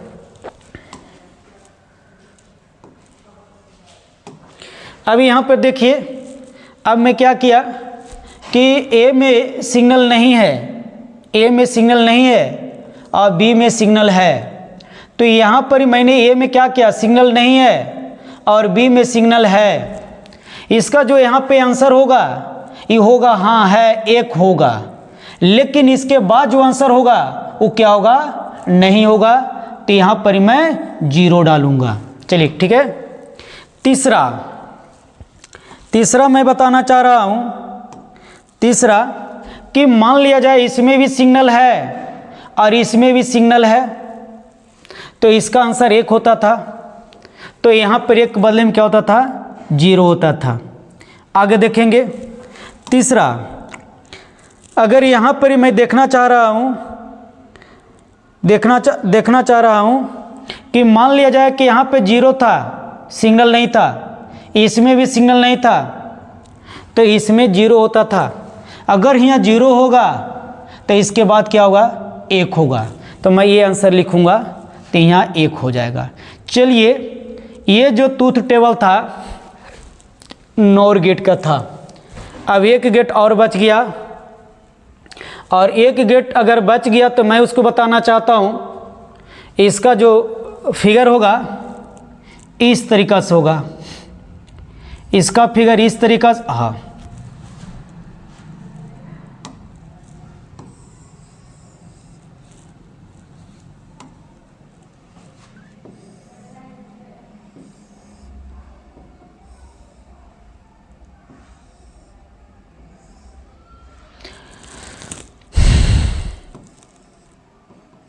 ये 0 लगा दिया। इसमें उसी तरीक़ा से 2 आउटपुट होगा, 1 इनपुट होगा। या इसी तरीक़ा से मैं चलूँ,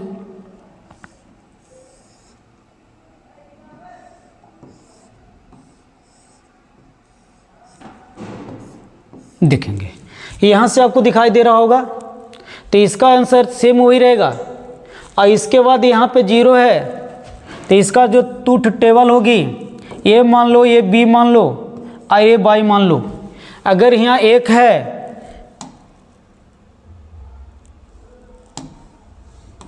अगर यहाँ 1 है और 0 है, 1 और 0 है, तो इसका आंसर 0 होता है, तो यहाँ पे आंसर होता है 0, तो इसका आंसर होता है क्या ना, तो यहाँ हो जाएगा 1, तो यहाँ हो जाएगा 1।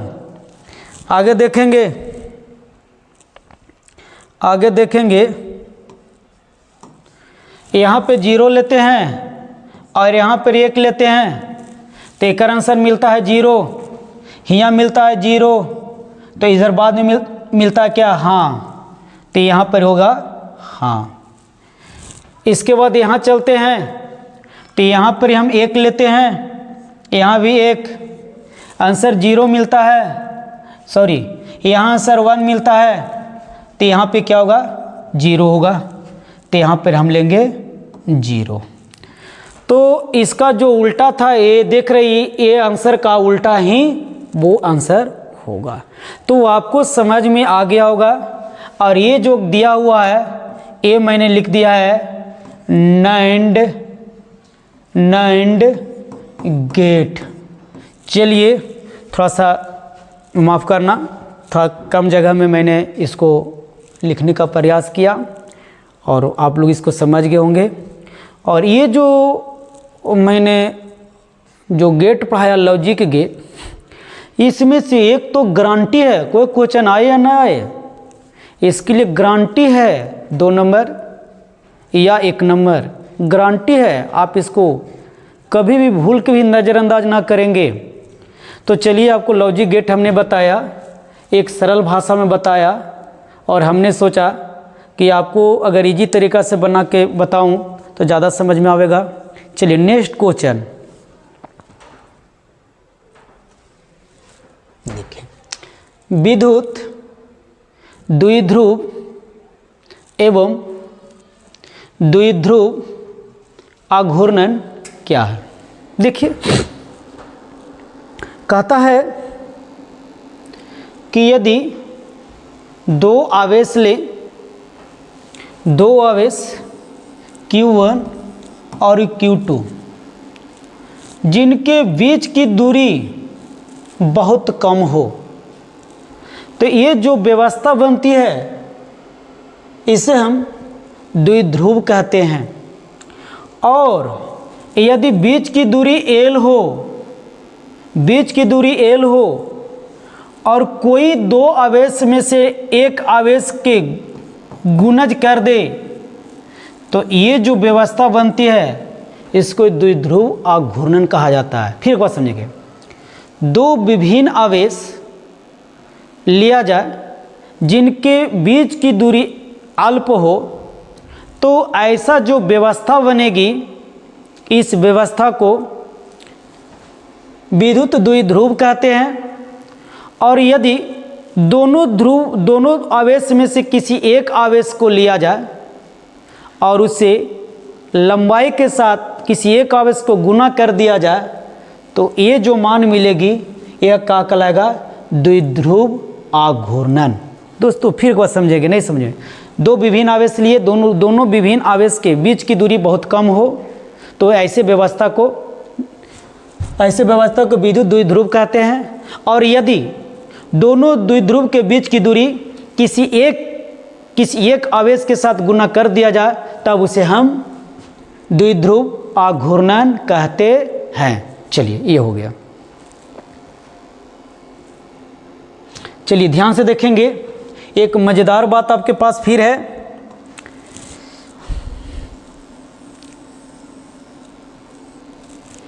देखेंगे एरा में लिखा हुआ है शंट क्या है, शंट किसे कहते हैं, शंट का मतलब क्या होता है। चलिए फिर देखते हैं। कहता है कि शंट एक जुक्ति है।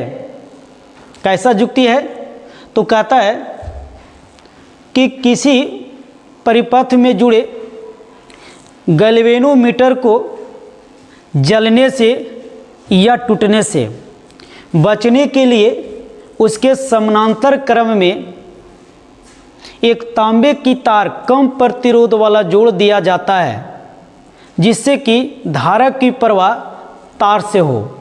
तो इस व्यवस्था को ही हम शंट कहते हैं। देखिएगा फिगर से, देखिए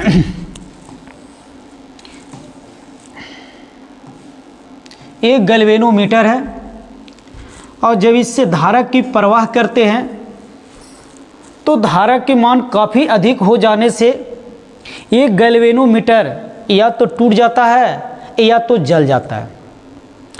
तो वैज्ञानिकों ने कहा क्या, इसे बचाने के लिए, सुरक्षित रखने के लिए इसके समानांतर क्रम में एक कम प्रतिरोध वाला एरा में तांबा की तार जोड़ दिया। तो हुआ क्या, जब इससे धारा देंगे, इधर प्रतिरोध तार का काफ़ी ज़्यादा है, गैल्वेनोमीटर जो जा रहा है गैल्वेनोमीटर का प्रतिरोध काफ़ी ज़्यादा है और इसका प्रतिरोध बहुत कम है। तो धारा की प्रवाह उसी ओर होता है जिस ओर प्रतिरोध तार का कम होता है।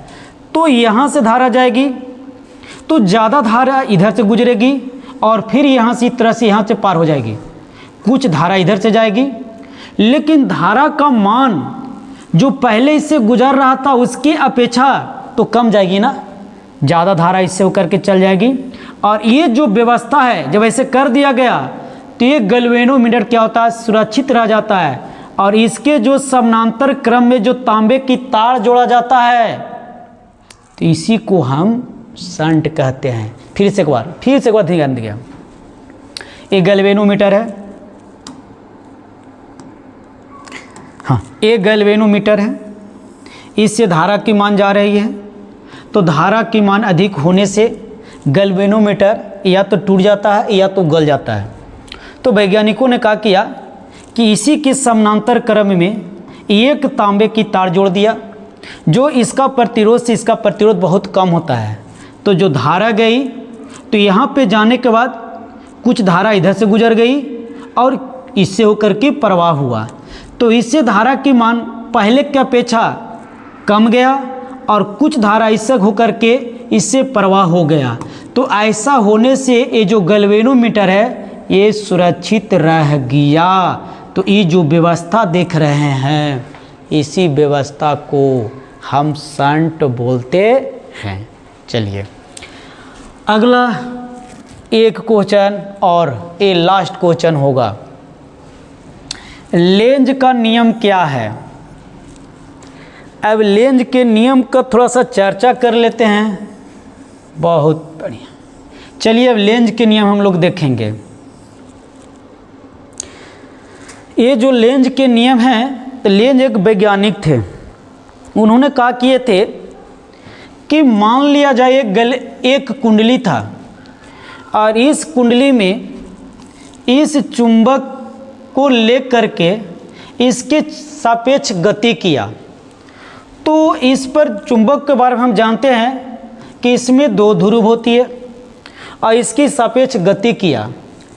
तो गति जब किया तो इसके पास ले जाने पर इसमें एक धारा का निर्माण हुआ और ये जो धारा निकली वह धारा जिसके कारण पैदा हुआ उसी का विरोध किया। कैसे? जब इस चुंबक को इसके पास ले गया तो इस चुंबक पर धन आवेश था, तो इस चुंबक पे क्या किया, इसके पास जब ले गया तो इस चुंबक पर भी धन आवेश का निर्माण हुआ। तो दोनों आवेश समान रहने के कारण प्रतिकर्षण हुआ। ठीक है। जब इस चुंबक को विपरीत दिशा में लाया, दूर ले गया, तो यहाँ पे जो देख रहे हैं ये वाला जो आवेश देख रहे हैं, ये आवेश पर ऋण आवेश की उत्पत्ति हुआ, तो जिसके कारण ये आकर्षण हो रहा है। बात समझने का प्रयास करेंगे। जब इस चुंबक इसको पास ले गया तो अपने के समान ध्रुव का निर्माण किया जिसके कारण प्रतिकर्षण हुआ। जब इस चुंबक को दूर ले गया तो अपने के विपरीत आवेश का निर्माण कर लिया, विपरीत ध्रुव का निर्माण कर लिया जिसके कारण क्या हुआ, आकर्षण हुआ। तो ये जो चुंबक इसके सापेक्ष जो गतिशील किया तो इसमें एक प्रकार की धारा उत्पन्न हुआ। ये जो धारा था प्रेरित धारा था और जिसके कारण ये धारा उत्पन्न हुआ उसी का क्या किया, विरोध किया। इसी को हम लेंज के नियम कहते हैं। फिर एक बार समझेंगे। एक कुंडली था, कुंडली के सापेक्ष किसी चुंबक को गतिशील किया, गतिशील करने के कारण इसमें एक धारा उत्पन्न हुई जिसे हम प्रेरित धारा कहते हैं। और यह प्रेरित जो धारा था जिसके कारण ये उत्पन्न होता है उसी का विरोध करता है। इसी को हम लेंज के नियम कहते हैं। अब यहाँ पर विरोध क्यों करता है, तो मैंने बता दिया कि चुंबक इसके पास ले जाएंगे तो समान आवेश बनेगी, पास वाला में समान आवेश। अगर इसके हम विपरीत ले जाते हैं, या अगर हम इसके विपरीत ले जाते हैं तो विपरीत ले जाने में ये माइनस साइन का निर्माण करता है, तो इसकी आकर्षण होती है।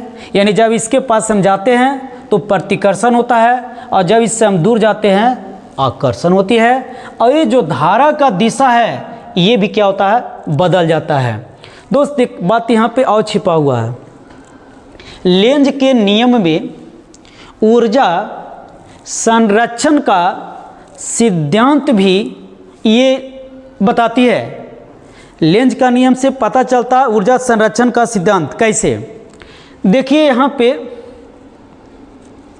हम इस चुंबक को इसके पास लेकर के जा रहे हैं और इससे अगर समान आवेश होती है तो ये प्रतिकर्षण करती है, लेकिन इस प्रतिकर्षण के विरोध हम इस चुंबक को इसके पास ले जाते हैं, हमें एक कार्य करना पड़ता है। अगर इस चुंबक को दूर ले जाते हैं तो ये आकर्षण करता है और इस आकर्षण के विरुद्ध हम इस चुंबक को ले जाते हैं। तो कहने का मतलब हुआ कि हमारे द्वारा जो यांत्रिक ऊर्जा हुआ